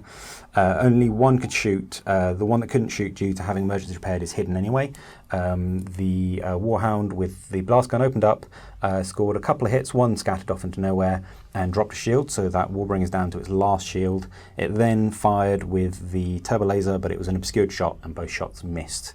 The enemy Princeps pushed its reactor for rerolls and gained 1 point of heat, and we pushed for one for draining and gained another point of heat as well. So not too bad overall. Next activation for the Loyalist battle group, the Reaver Titan Heliopolis opens fire its carapace mounted turbo laser. It's quite an obscured shot, needing 5s to hit through the cover due to the brilliant play by Noctilus hiding in those rocks. However, it still pushes its reactor for shield bane, taking 2 heat, hits once with a 5, and strips a single shield from the Warhounds. Next activation for the traitor battle group, the Noctilus Warlord wants a kill to his name, targets the carapace weapon in the side of that Reaver, aiming for the body, which is on its last critical. Every single shot missed, however, which is really unfortunate. Last thing left available to him was the Macro Gatling Blaster. Again, cold shot into the body. This time we got 3 hits, and combined with the damage already existing, hitting in the side arc, and the ordnance trait, we did 2 criticals and a devastating, only one of which was needed to push it into an engine kill. We'll work out the catastrophic damage and come back. Catastrophic damage turned out to be a laid low result. After rolling the scatter and the distance, the Reaver fell directly forward 6 inches and crashed headlong into the Mortis Warlord. We rolled d6 hits and rolled a 6, and the body location, which had already taken damage to the reactor leak.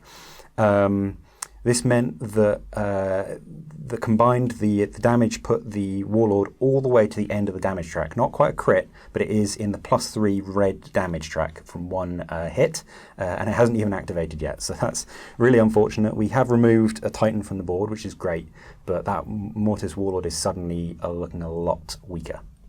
Next activation for Legio Policiates. With the remaining allied Reaver dead, it's now up to Policiates to finish the job. The furthest Warbringer, Bellipotia Grandis, opens fire on the Reaver closest to the artifact. First of all, it fires with its laser blasters, which manage to strip a single shield, forcing it to push its reactor, taking a single point of heat. It then fires with its Quake Cannon. It's an obscured shot because it's at closer range, thus taking a -1 penalty, so it's needing 5s to hit, but still hits directly onto the shields, rolling exactly a 5, which costs another shield, pushing its reactor again for a point of heat. Finally, fires with its Volcano Cannon, taking a point of heat in the process, firing it at the same target, and stripping another shield. In response, the Reaver is now in its yellow and in 4+ for shields. Next activation for the traitors, the Legio Mortis Warlord, now with no Reaver directly in front of it, was free to target its Sunfury Annihilators at the enemy double Volcano Cannon Reaver. It was just in range and 1 shot was obscured, so we ended up with 4 hits overall. The enemy didn't push due to needing draining on their Volcano Cannon, but it worked out not too bad for them. They only lost 1 Void Shield. The Carapace mounted Gatling Blasters on the Warlord were not in arc to fire, so not too bad. I mean, a single Void Shield's not too bad. Final activation for Legio Policiates in the combat phase. The Warbringer Titan Onager Nicata opens fire at the Mortis Warlord at the rear with a damaged body. Firstly, it fires with its laser blasters, electing not to push for shield bane as its reactor is close to orange. It hits and strips a single shield with them. It then fires with a Carapace Mori Quake Cannon, which hits directly onto it, stripping another shield. It is important to note that the Warlord then pushed its reactor in response, still failed, but managed to put its reactor closer to the orange and into the yellow. Last to activate for the traitors is the Reaver Titan Typhoon on the left flank. It opens up trying to target the enemy Titan with the double Volcano Cannon. We know they're probably not going to push for shield saves because they might risk the heat. So open up with the Apocalypse missile launcher, 5 hits, which is really great, but the Princeps did an amazing job and saved every single one of them. We then fire with the laser blaster on draining, taking a point of heat. Only hit with 1 during to being long range, and again the enemy Princeps saved. And then we threw caution to the wind and fired the volcano cannon. Gained another point of heat, but hit. 2 more saves, and the enemy Princeps failed 1, so lost a single point of voids to all that shooting, which isn't too great, but can't complain. First activation for House Peltasti in the city of Rhodax. The Cerastus banner, having moved into combat with the Acastus banner, attacks, and with its combined pool of Iron Shield Blast and Lances manages to deal 4 direct hits against the Acastus, which is not a bad result, putting them close to losing one of their banner. First activation for House Malanax in the city, we went Death or Glory, so the Acastus tried to target the Cerastus with their hull-mounted weaponry, the autocannons and the lascannons doing absolutely no damage, then tried to use their Ironstorm missile pods, and even with the rapid trait, didn't do any damage after Iron Shield saves, and rolling 3 1s and a 2 on the to roll to damage. So we took the risk and put a blast marker for the Magna lascannons danger close. Luckily hit with 5 out of 8 shots, and the 3 that missed scattered and didn't hit either side. After the shield saves and the damage rolls, we killed 1 Cerastus Knight and put the other one quite close to death with only 2 structure points remaining. Next activation for House Peltasti. The Questoris with a thermal cannon opens fire at the damaged Acastus, hoping to at least score a kill. However, its thermal cannon misses and it's not able to reach with any other weapons. Last activation for House Malanax. The lone Questoris Knight targets the enemy Cerastus with its thermal cannon, manages a hit and no shield save at this closer range, rolling a d10 for fusion. However, rolled a 3, which is only enough to do a single direct hit, so those Cerastus are on their last structure point before being destroyed, but still alive and kicking, which is unfortunate. Final activations for House Peltasti. The rear banner with the battle cannons open fire at extreme long range with only 1 knight in range at the Questoris Knight that remains. However, the shot missed and no damage was done. The lone knight with the Avenger Gatling cannon also opened fire at the same Questoris with 8 dice. However, no hits were scored against it owing to the low strength of the weapon. Turn 4 end phase in the city of Rhodax.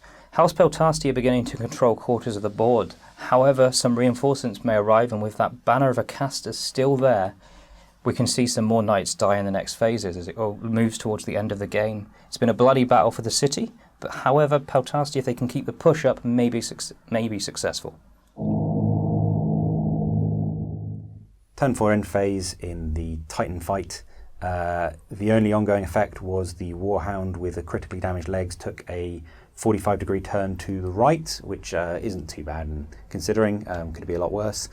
Things are heating up, but at the same time we're both playing quite strategically. We've only got 2 turns left now, so we both need to start making a push for the artifact, but of course Titans are damaged, and the last thing we want to be doing is losing shields, which the artifact will cause us to happen. So we expect to see both Legios make a push for the centre of the board, and things will probably get even uglier. Turn 5, traitor priority in the city of Rhodax. This time the Cerastus did arrive from reinforcements, so the Cerastus have come back in, coming to the rescue of the beleaguered loyalist traitor forces. Orders-wise, we managed to pass a split fire on the Acastus, so we can throw the blast weapons slightly further away and potentially fire the other weapons closer to hand. We passed a charge order on the lone Questoris just to see what he can do, potentially charge something and do some damage. And finally we passed a charge order on the Knight Lancers, which is slightly less than optimal because they can't really weave around, they kind of have to go in a straight line, but at least they sort of can collide with something and do some shots. Turn 5 strategy phase for the Loyalists in the city of Rhodax. The Cerastus banner of House Peltasti successfully passed a charge order in order to keep the threat on the Acastus.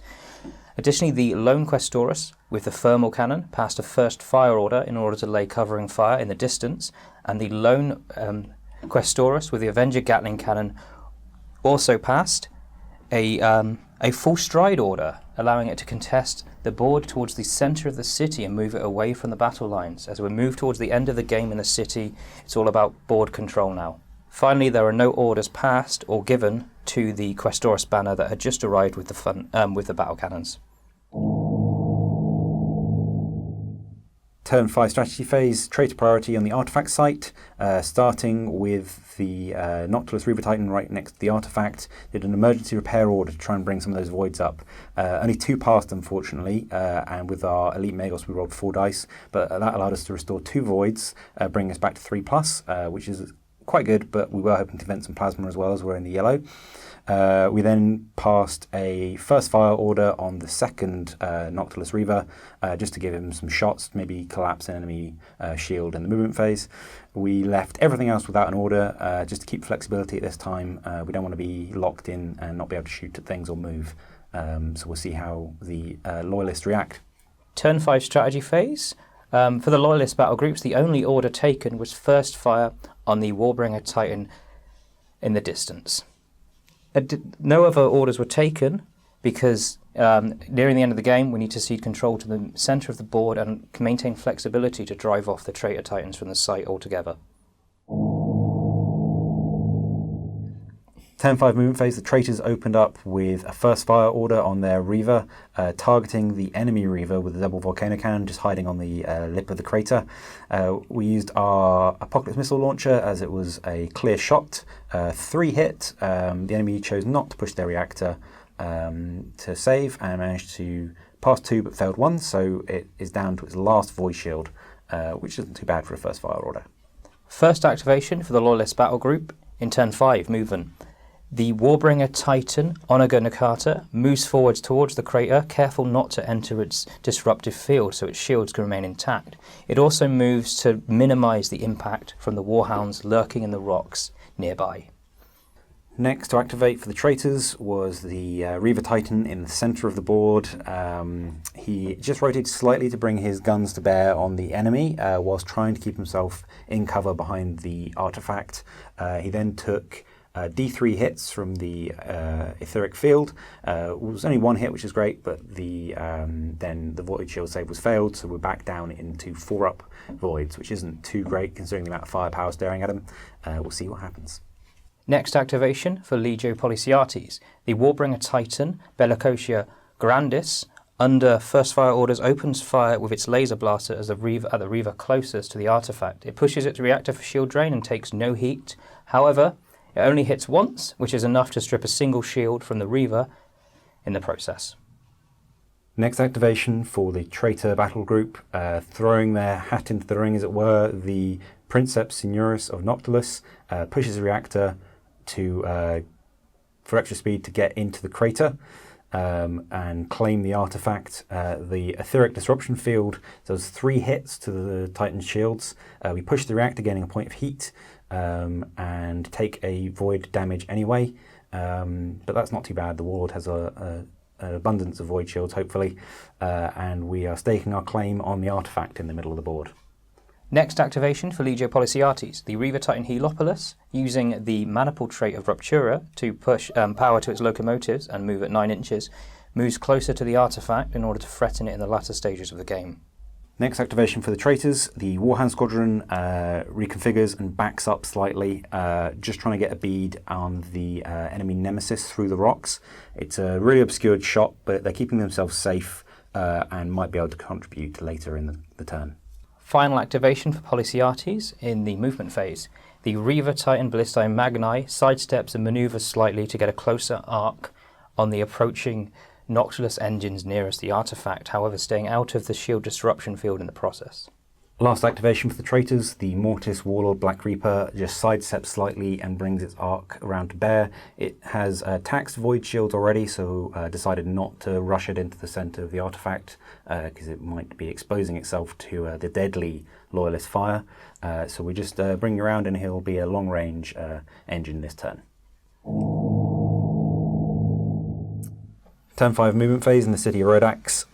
The traitors have priority and used it to good effect. The Cerastus banner that just came on enacted their charge order. Only 2 were able to meet make contact with the lone Questoris Knight, but it's all that was needed with 5 attacks hitting, no Iron Shield save, and gutting the already damaged Knight quite easily.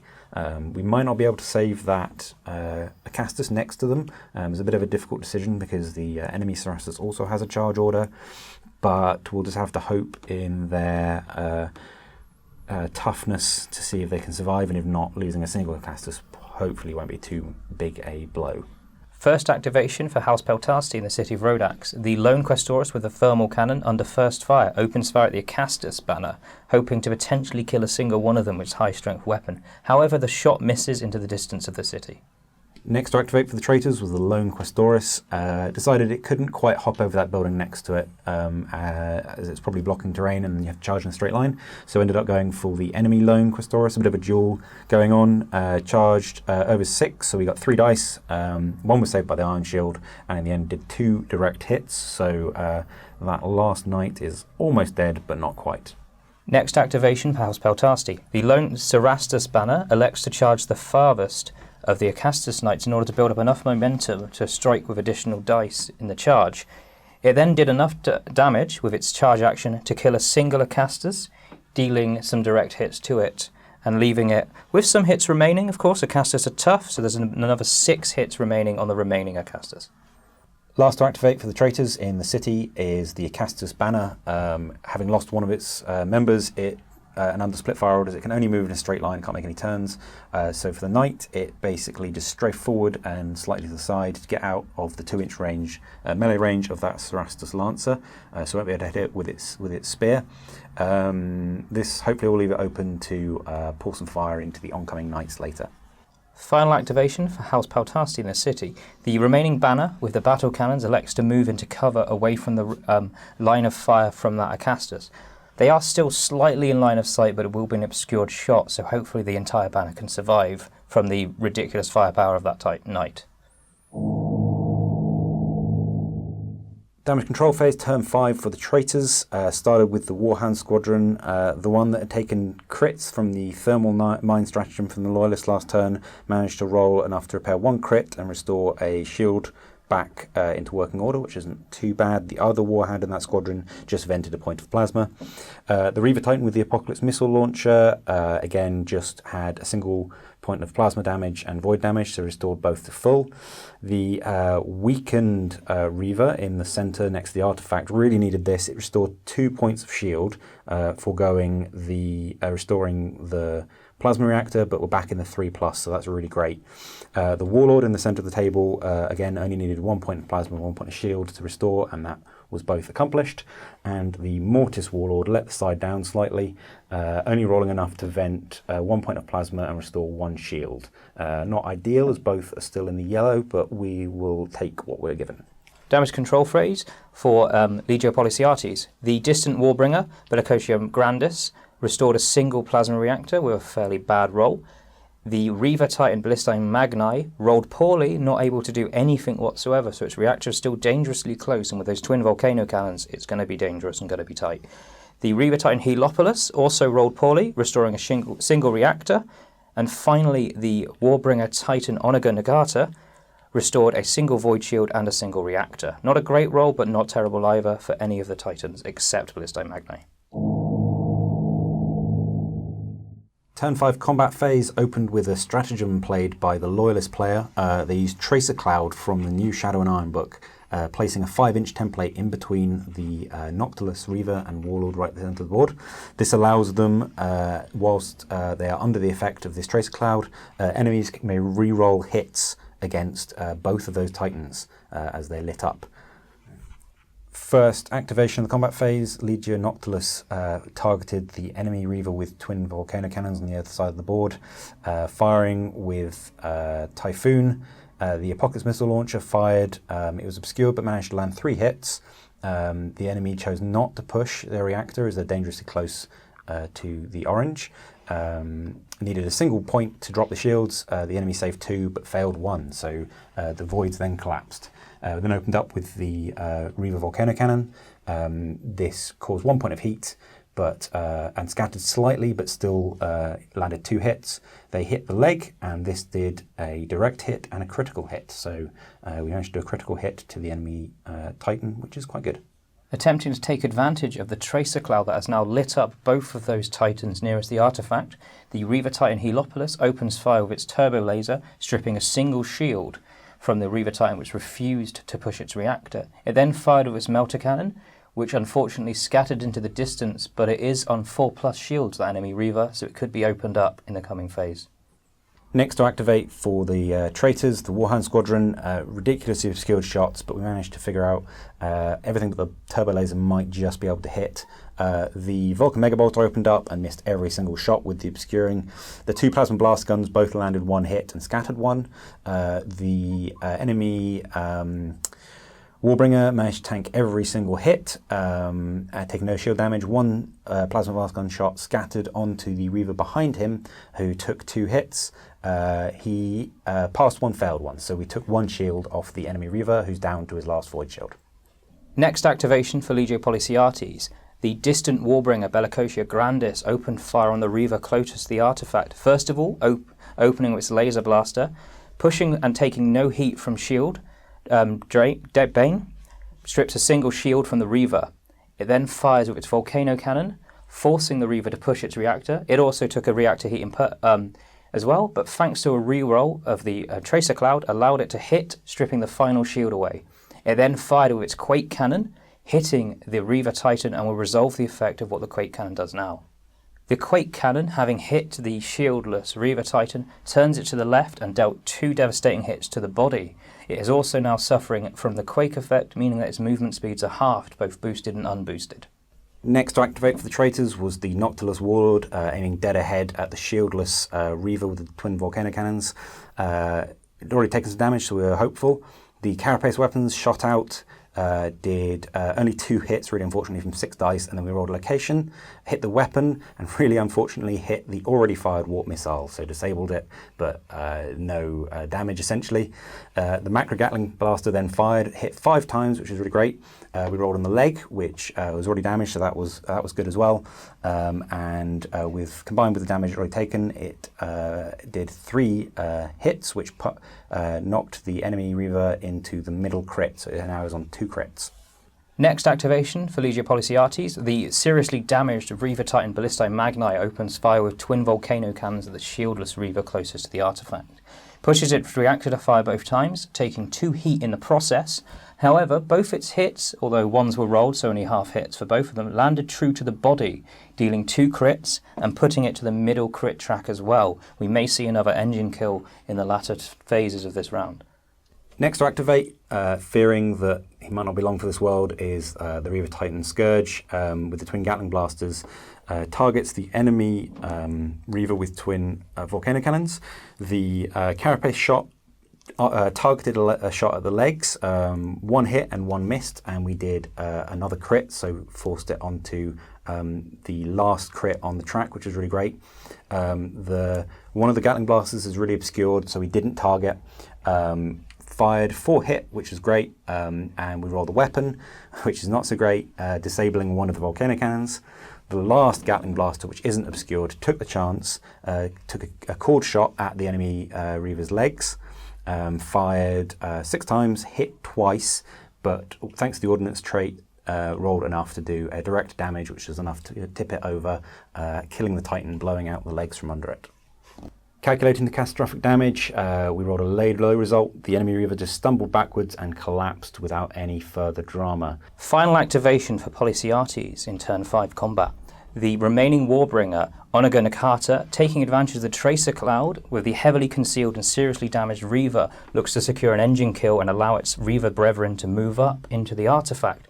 However, without targeting, manages to do some damage to the body, putting it to the last crit, hoping to finish it off with a volcano cannon, pushing its reactor in the process and taking 1 heat. The volcano cannon scatters off into the distance. The machine spirit is clearly eager for a kill and not thinking it through. The quake cannon then opens up, hitting the Reaver, at least that one is paying attention, and yet hits the head, dealing 2 direct damage. If only that was the body rolled, we could have secured an engine kill. Damage is damage, however. Last activation for the traitors in the combat phase, the Mortis Warlord uses Swift Killer trait, Warlord trait, to just turn and face towards the enemy Warbringer. However, when measuring, every single gun was outranged, being just outside of 24, so no shots from the Warlord, but not too bad a combat phase.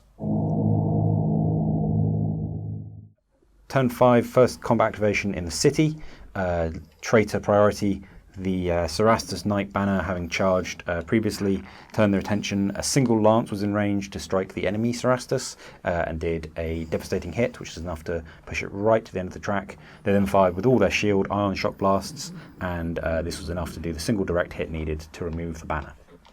First activation for Polysiates within the city of Rhodax. The Questoris banner with the thermal lance engages its closest brethren of Malanex. First of all, its melter gun deals a single direct hit against the knight, which is great and pushes it to the end of the track. However, its main weaponry is completely useless, with the thermal cannon missing entirely and the close combat weapon being easily saved by the Malanex's iron shield. That duel between the two knights is ongoing. Next to activate for the traitors is the lone Questoris Knight in a duel with a Questoris Knight from the Loyalists. Bit of a weird mirror match. Again, with both main weapons, one, the thermal cannon missing, and the sword hitting, but only doing a direct hit, so they are both now on exactly the same damage track, with right towards the end. So a single direct hit to either of these will kill them. Final activation for House Paltasti in the city of Rhodax. The banner armed with battle cannon, seeking to respect the honour of the lone knight with the thermal cannon, instead shoots at the Acastus in the distance. Shoots hitting with 2, however, no damage is done as the firepower is not strong enough to penetrate the Acastus' tough hide.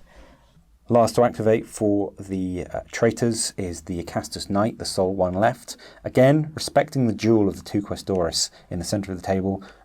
We do have a split fire, so potentially it might have been best to use the rockets to maybe try and kill the last Questoris, but I wanted to try and do as much damage to the full strength banner of Questoris with battle cannons at the back.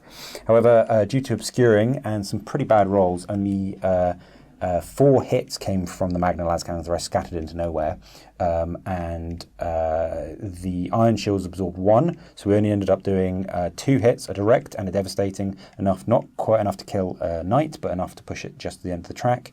We then tried our Ironstorm missile pods, which fired no rapids and really bad rolls again, so only 2 hits.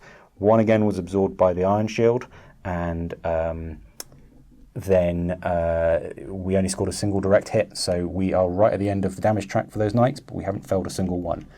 Not great, but the Acastus has already done pretty well this turn, so not too bad. End phase within the city of Rhodax in turn 5. That was a bloody one, with both knight houses seriously bloodied. Potentially reinforcements could come in which could secure some quarters in the end turn. However, Paltasti are very light on the ground, so there's going to be a lot of work to get rid of the last remaining Malanex, who were both larger kinds of knights. Turn 5 end phase at the artifact site. It's getting bloody as expected. Starting with end effects, the Warhound Squadron from Noctilus. One of the Warhounds has a crit to the legs, so turned 45 degrees to the right. Not too worrisome.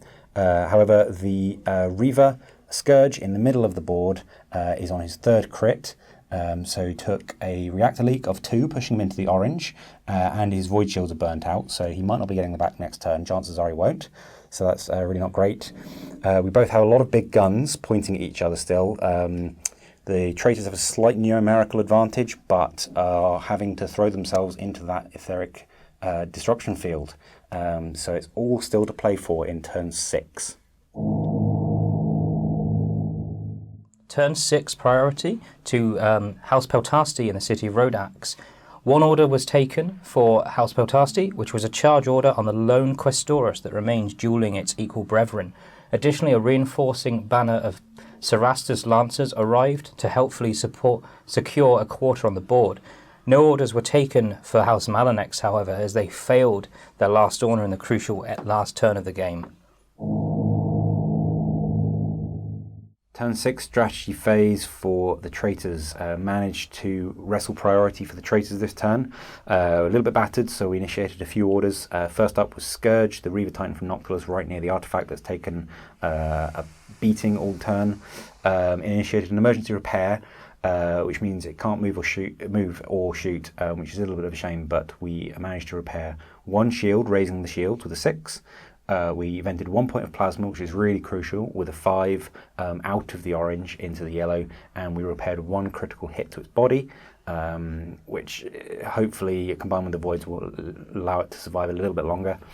Next, on the Warlord, Princeps Senuris from Noctilus enacted a charge order, which will bring it, if it pushes the reactor, hopefully a little bit up the table, give it a little bubble where it can contest the centre of the objective and maybe swipe someone with a melee weapon if they get a little bit too close, just causing that threat. And finally, the Mortis Warlord at the back, it was quite beaten up from previous shooting, so we enacted an emergency repair. Again, a bit of a shame because we'd like to move and shoot with him, but we did enough to raise 2 shields and put the reactor back in the green, which was quite nice. So we're beaten and a bit battered, but we're functional going into the last turn of the game. Turn 6 strategy phase for Legio Policiates, enacting the new stratagem from Shadow and Iron, which is only forwards. The Legio Policiates assigned a full stride order to the Reaver Titan Heliopolis, allowing it to seize control of the artifact. This stratagem means that you don't have to test for a command check in order to enact either that or the charge order, meaning that I got that command for free, which is crucial to secure that artifact. Additionally, the Warbringer Nemesis Onaga Nagata took the split fire stratagem to hopefully divide its firepower alongside the damaged Titans. The final remaining Warbringer took no orders to keep its flexibility and hopefully deal some damage and move towards the artifact.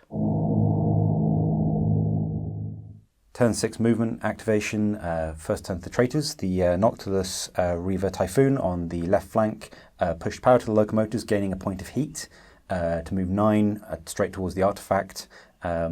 We took 2 hits to the void shields from the disruption field, passed 1 and failed 1, so we lost 1 void. First activation for Legio Policiates in the movement phase. The Warbringer Titan Bellicosa Grandis pushes its reactor, takes a point of heat to enter within range of the objective. However, it loses a shield due to the artifact's resonance. This is fine though, as they were sitting full green for both reactor and shield and is largely untouched in this game. Next activation for the traitors is the Reaver Titan Scourge on a single void shield and very close to the orange. We rotated just ever so slightly to bring our guns to bear, which obviously activates the interference field, taking 2 hits to the void shields. A bit of a quandary whether or not we push ourselves back into the orange for the oncoming damage control phase. Decided not to, but rolled a 4 and a 5, so the voids held strong. Next activation for Legio Policiates. The Warbringer Titan Onaga Nakata moves towards the artifact, losing a point of shield due to its disruptive resonance. Next activation is the Warhound Squadron. They decided to split themselves this turn to get as close as they could. The already damaged Warhound with taking damage to its legs only moved its 8 and moved up towards the next to the Reaver Titan. The Warhound with the turbo laser and blast gun moved, pushed its reactor, gained a point of heat and moved its full 12, tucking itself behind the gun line of Reavers. Both are in range of the objective site, so both also took void shield saves. The damaged Reaver on the left took 1 hit and saved it. The Reaver on the right took 2 void shield saves, failed 1, so lost a single void. Final activation for Legio Policiates. Acting under full stride, the Reaver Titan Heliopolis moves towards the edge of the artifact to secure it. However, it takes no shield damage from the effects of the artifact, which is great going into the final turn of the game. Next to activate is the Mortis Warlord Black Reaper, going all in. It pushes its reactor for extra movement, gaining a point of heat in the process, pushing itself over the rim of the crater.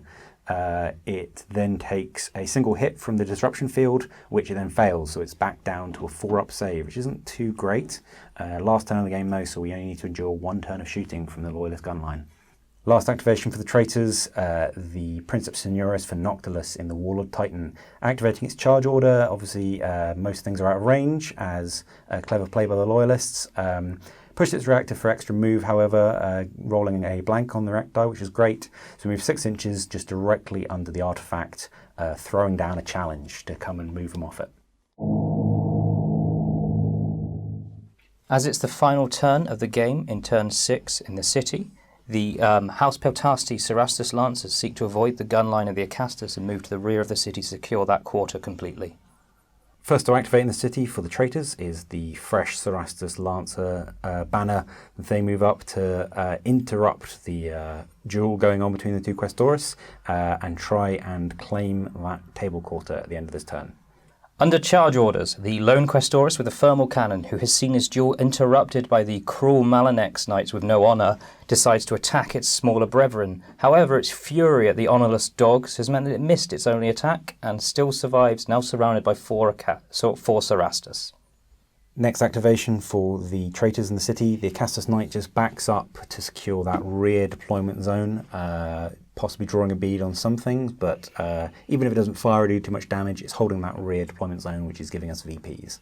Final activation for House Peltasti in the city. The last banner with battle cannons, seeking to completely avoid that Acastus and any danger, has elected to hide bravely behind the building, thus securing that quarter for the objective. Last to activate for the traitors is the lone Questoris Knight. Having been relieved of his duties in the duel, saunters off further into the Loyalist table half, just bringing his guns to bear on those knights who deemed it sensible to hide from the fury of the traitors. Damage control turn 6 for the traitors, starting with the Mortis Warlord.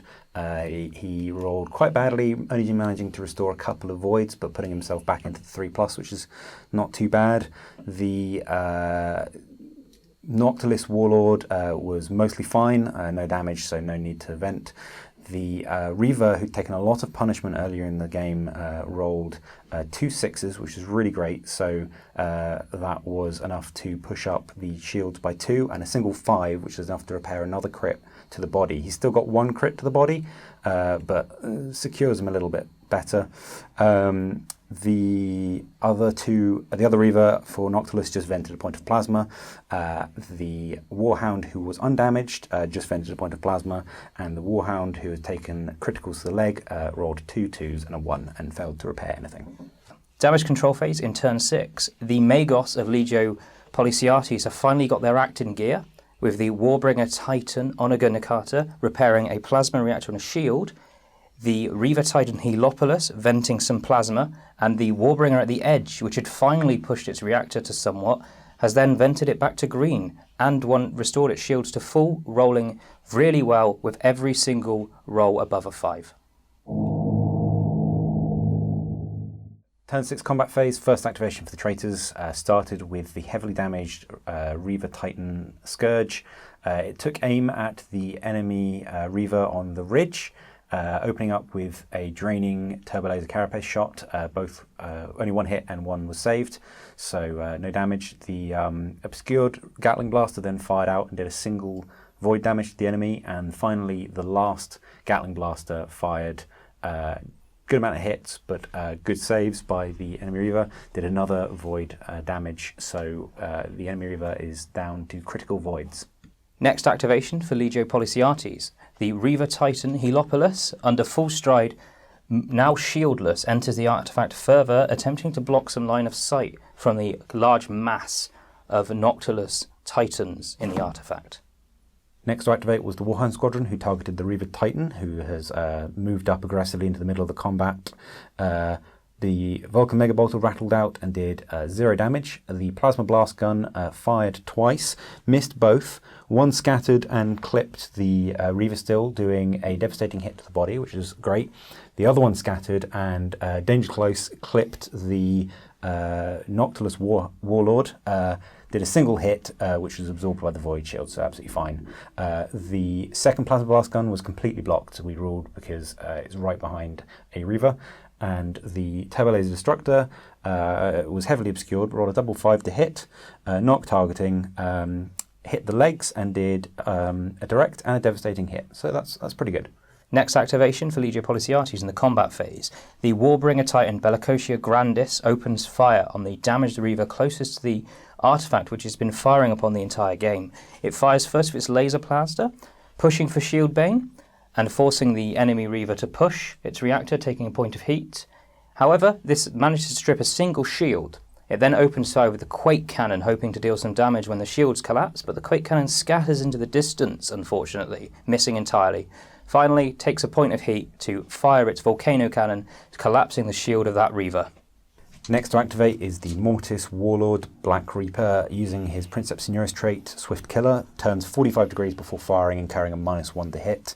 Opens up with the Carapace Gatling Blasters with 12 shots, 7 hit, but the enemy Princeps pushed reactor, gaining a point of heat.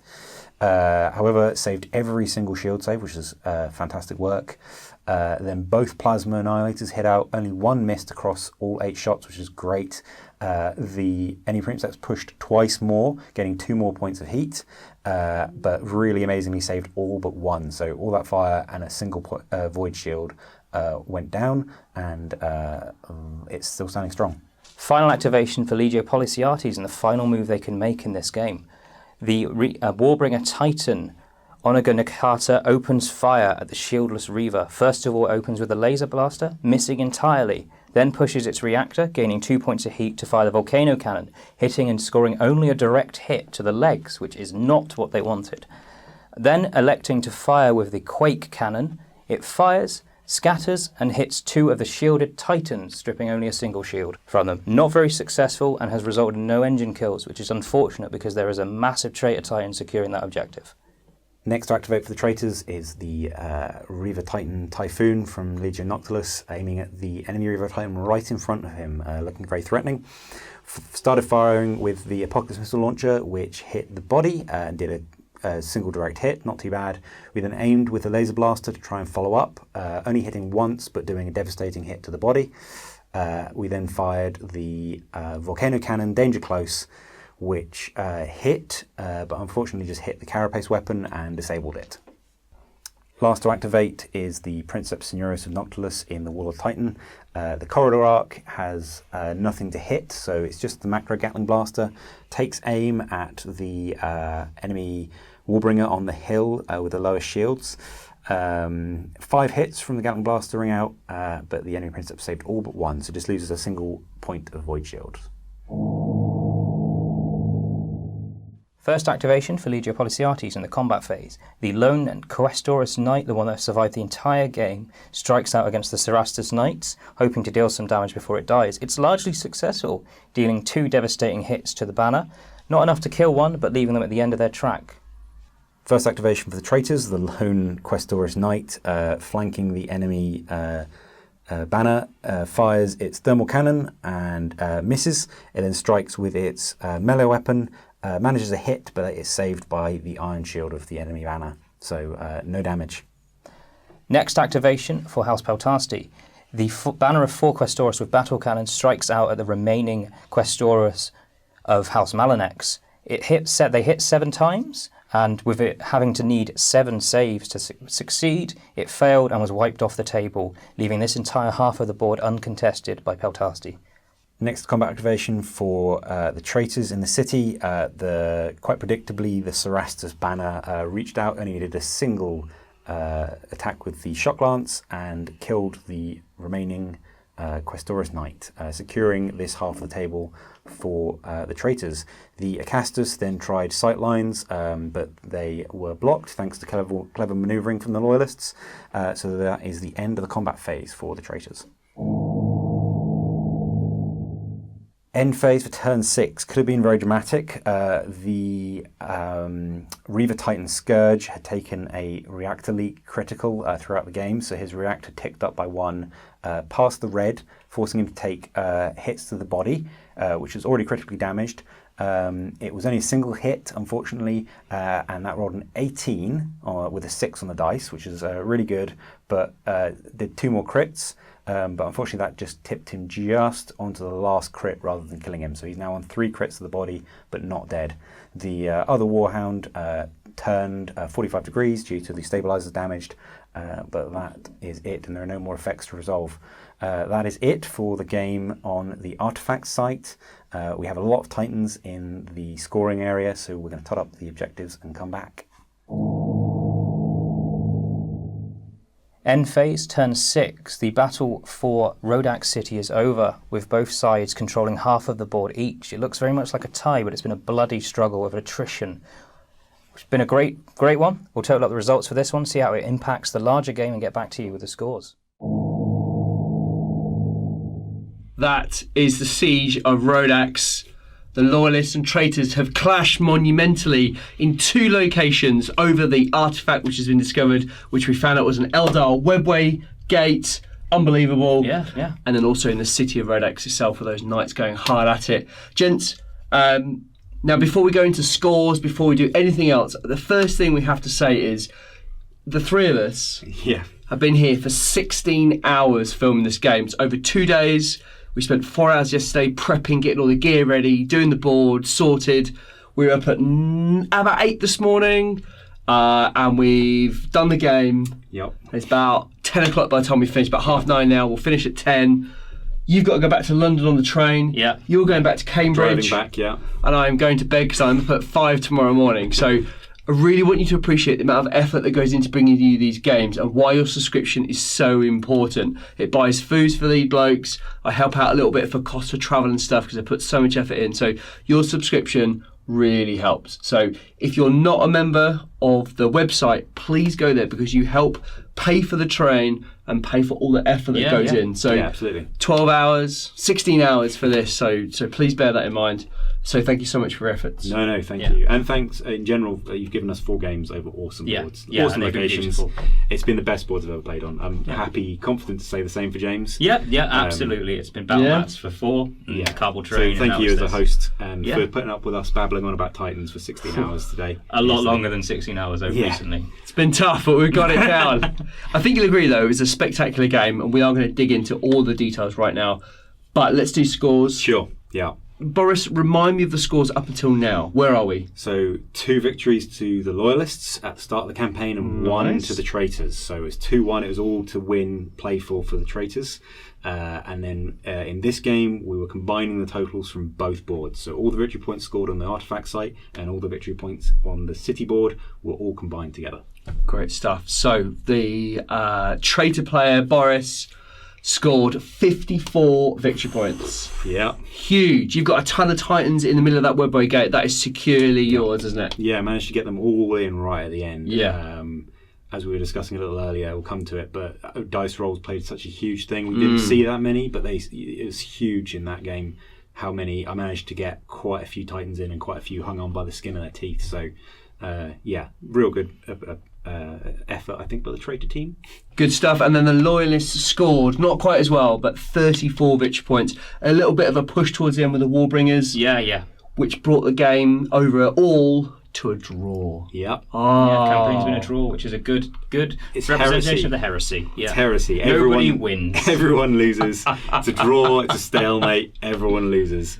That's and pretty. We're all exhausted by the end of it. Exactly. It's heresy. We're all exhausted. So it's very apt. I think. Yes. Yeah. Great game. James, talk to me about your game. So that was brutal. That was just unbelievably brutal. We picked loads of new stuff. We had a really cool board to fight over. Brought 2 Warbringers, newest Titans. Yeah. Brilliant. Used a new mana pool from Shadow and Iron, new stratagems, new everything. So I hope you've really enjoyed seeing that. Amen. Because those Warbringers are excellent. I love them. Yeah. Having bought 2 of them, built them, and painted them as quickly as humanly possible. It took me 26 hours in total from box to completion, which was ridiculous. And no, I didn't sleep between those times. Good work. But yeah, they're worth it. The Ruptura mana pool is great. Scary. Yeah. Those times you killed those 2 Reavers and the whole line just moved. That was really scary in your face sort of thing. Yeah. Really powerful. Really good. The only issue is that once it got towards the end and the Reavers started to get picked off, the relative immovability of those, how they can be quite slow, really, really made it quite difficult. And they also just don't have the ability to properly finish Titans off. They can deal the damage, but they can't target. Yeah. And that's the problem. I see them as more wearing down from a much larger distance, which I guess is what the battlefield role that they fulfill. Yeah, definitely. So once those Reavers were gone, and I had 1 left, which I was hoping you'd kill and blow up spectacularly. That didn't happen. I tried. And right in the last turn, had lots of bad rolls, which is the nature of the game. But it was a great game overall. Really tough, but really enjoyable to play. And what about your game in the city? How did that go? The game in the city was much the same. At first, I pushed hard. The first round, passing every order, moved into that third quarter of the board very quickly, threatening Malanex. But then attrition. The Acastus just obliterating distant knights with their long-range firepower. It was tough. And once it was just Questoris versus Erastus, it was hard to kill him. Yeah. Hard to kill him. So I just ended up just securing just a draw. But I think you did well though towards the end, because you used the train to your advantage. You moved strategically around, knowing that the Acasta were going to fire you off the board if you got within line of sight. You know, that little sneaky move off to the left and to the right earlier in the mid and later part of the game really paid off, I think. Yeah. So it's not the bravest of moves, and if you're playing a Night House, sometimes you want to be a bit brave and a bit ridiculous. Sure. Play smart though. You play for the game as well, and it's all about board control, so you have to do that as well. Yeah, absolutely. And it came down to the end of the game, like literally turn 6 is when we both cleared each other's sort of midway points, and then we ended up with half each. But yeah, it was only to the last turn of the game. And again, I failed the first order in the first turn. So first turn, I was just reactive. You were like 3/4 of the way down the board with full strides across the board. So I had to work really hard just to peel you out of my deployment zone, which is great play. I think it's also worth saying that it's the first time I've ever seen Knight vs Knight for Titanicus, and it may be the first time for many of you. Yeah, maybe. And it's quite great that you can actually play a really enjoyable, really difficult game without engines. It's a very different game. Yeah. It's very fast. However, firing hucks. because nothing is quite so strong apart from the Acastus, it gets a whole lot different. It's a lot more about manoeuvring and terrain and combat. It's a whole different game. But with a lot of terrain, it can be really enjoyable. Yeah, absolutely. Yeah, we were definitely going to build the City 5 up to a 4x4, and then we have a ton more buildings in there as well, so we're going to do something with that a little bit later on, so that'd be quite cool. Boris, talk to me about your game. Yeah, that was, again, as James said, it was bloody. So that was on a balance. Again, sort of turn 2 or 3, I was losing a Reaver a turn to those long-range shots. I still had the bodies. I didn't outnumber in terms of activations, which is what I like to be able to do. So I was getting whittled down real fast. I think the turning point was managing right on the far flank. Those 2 Warhounds were facing it's when I was counting on that Reaver Titan staying away, and then that Ruptura Maniple, it just got a free move of 9 straight forwards and was suddenly within striking distance of those Warhounds. It's a great play by James. Yeah, it was really great. And I think the turning point was when I managed to get them away. I saved their activation right to the end. It was just that one priority roll, wasn't it? It's that one priority roll. I mean, that's how it is. A couple of, I tried the sneaky thing of the enemy, the Gryphonicus guy with the fist came up right in front of the Mortis Warlord, and I tried to steal the activation to kill him, and rolled pretty bad, and he still was alive and and able to fire. So that's how it is. I think dice rolls again. It's difficult. I think some of the key moments rolls went really badly for you, and I had some quite decent rolls. That guy in the middle held on by the skin of his teeth, the Reaver, for 2 or 3 turns. His repair roll. I mean, I did emergency repair twice in a row, so I had 4 repair rolls, as it were. But it, combined with the Elite Magos trait, which is pretty powerful, I've got to say. I probably wouldn't pick it again if we were picking custom Legios from the start. Okay. But he hung on by the skin of his teeth for a long time, just bringing like 1 Void Shield back. But I mean, that is Titanicus. So yes, it is. Yeah. That was a hard fought battle. I hope a hard fought victory. I think it was super fun though. I think the only thing I could change was maybe how tired we all are. Yeah. That's the only thing I'd change. I mean, we probably would have knocked this on the head about 6 o'clock and gone to the pub. But yes, it was great. Yes, absolutely. I think as well, you'll be forgiven for thinking that 4x4, a ton of Titans across the room, across the board from each other, tons of range, that they would just perhaps knock each other out in the first couple of turns. But that really wasn't the case. They really slogged it out, didn't they? Yeah, we had some close range weapons. All over. Well, actually, you had quite a few long range weapons. Yeah. You had 4 volcano cannons on the board 4, to start with, yeah. Which is pretty scary. But yeah, no, the Titanicus, I think a long range firepower can be slightly it doesn't always pay off as much as you think it is. I think movement, it's a game of movement. If you have maniples and titans that can move and get around things, you force your opponent to do things and react to you. That's the way to do it. So I think it was 4x4 was great. I think any higher it might have been up to 6x4, but 4x4 was great, I think. Good. Now, we would be really interested to hear your comments on this game. So, as always, we try to respond to comments as much as possible. But if you have any comments, please leave them below. We'd love to hear from you. If you want to talk directly to Boris or James, they are on Instagram. Where can we find you, James? I'm on JHaratak Paints on Instagram. Yes. And I am pack_paints on Instagram as well. Fantastic. If you want to interact with the channel, it's just at the 30K channel on Instagram as well. There are a ton, and I mean a ton of photos from this game. I think there's easily over 150 photos I've taken today. They will be on the Facebook page when this game is released. Final thought. If you would like to come on the channel with your Maniple or your Lance, send us a message. We are taking bookings for, I think it's May onwards now. So please get a message into us and we'll try and get you in. There'll be a bit more scenery available so we can do multiple boards, or a different style of boards rather, not multiple boards. They take a long time. They do. We found that out today. Boris, final thought, please. It was a lot of fun. I think final thought for me, I'd actually like to say shout out to my wife. Thank you. She helped paint the old webway game in the late hours. This week, it's been a bit of a rush to get Titans finished, and she very kindly sat down and did some details for me. So, good on her. Yeah. James. Well, thank you for hosting and indulging my obsession with Titanicus. My pleasure. It's been a great few 4 campaigns. We've seen smaller battles and we've seen larger ones. Yeah. We've seen Titanicus at its best and its worst. And yeah, Is that Castus? And no comments from the casters. No. But yeah, it's been really, really enjoyable and it's shown that it's a really different game and difficult game at times. But yeah, I love it. So thank you. Been a great few games. Good. My final thought is this game was filmed the weekend after the event at Warhammer World. There were some good things and bad things about the event. I'm not going to go into it too much. It's all over social media. But in general, the event was very, very good. And it just showed there are a ton of people out in the UK with Legios. I can't remember the numbers. You were there, Boris. Was it 60? Yeah, we had 30 tables, so 60 plus players, I think, from all over the place, Yeah, some absolutely phenomenally painted models and some really great, interesting Legios there. So if that was you, then please get in touch. I did have a walk around on Sunday and I spoke to a few people, but I didn't get an opportunity to talk to a lot because I was tired and I wanted to go home. So much like now. I kind of abandoned and buggered on home. But please get in touch. We want to get you on the channel. Yeah, good. Gents, 16 hours of Adeptus Titanicus. We are going to have a cup of coffee and then we are going home. So I really hope you've enjoyed this game and we'll see you in the next game of 80.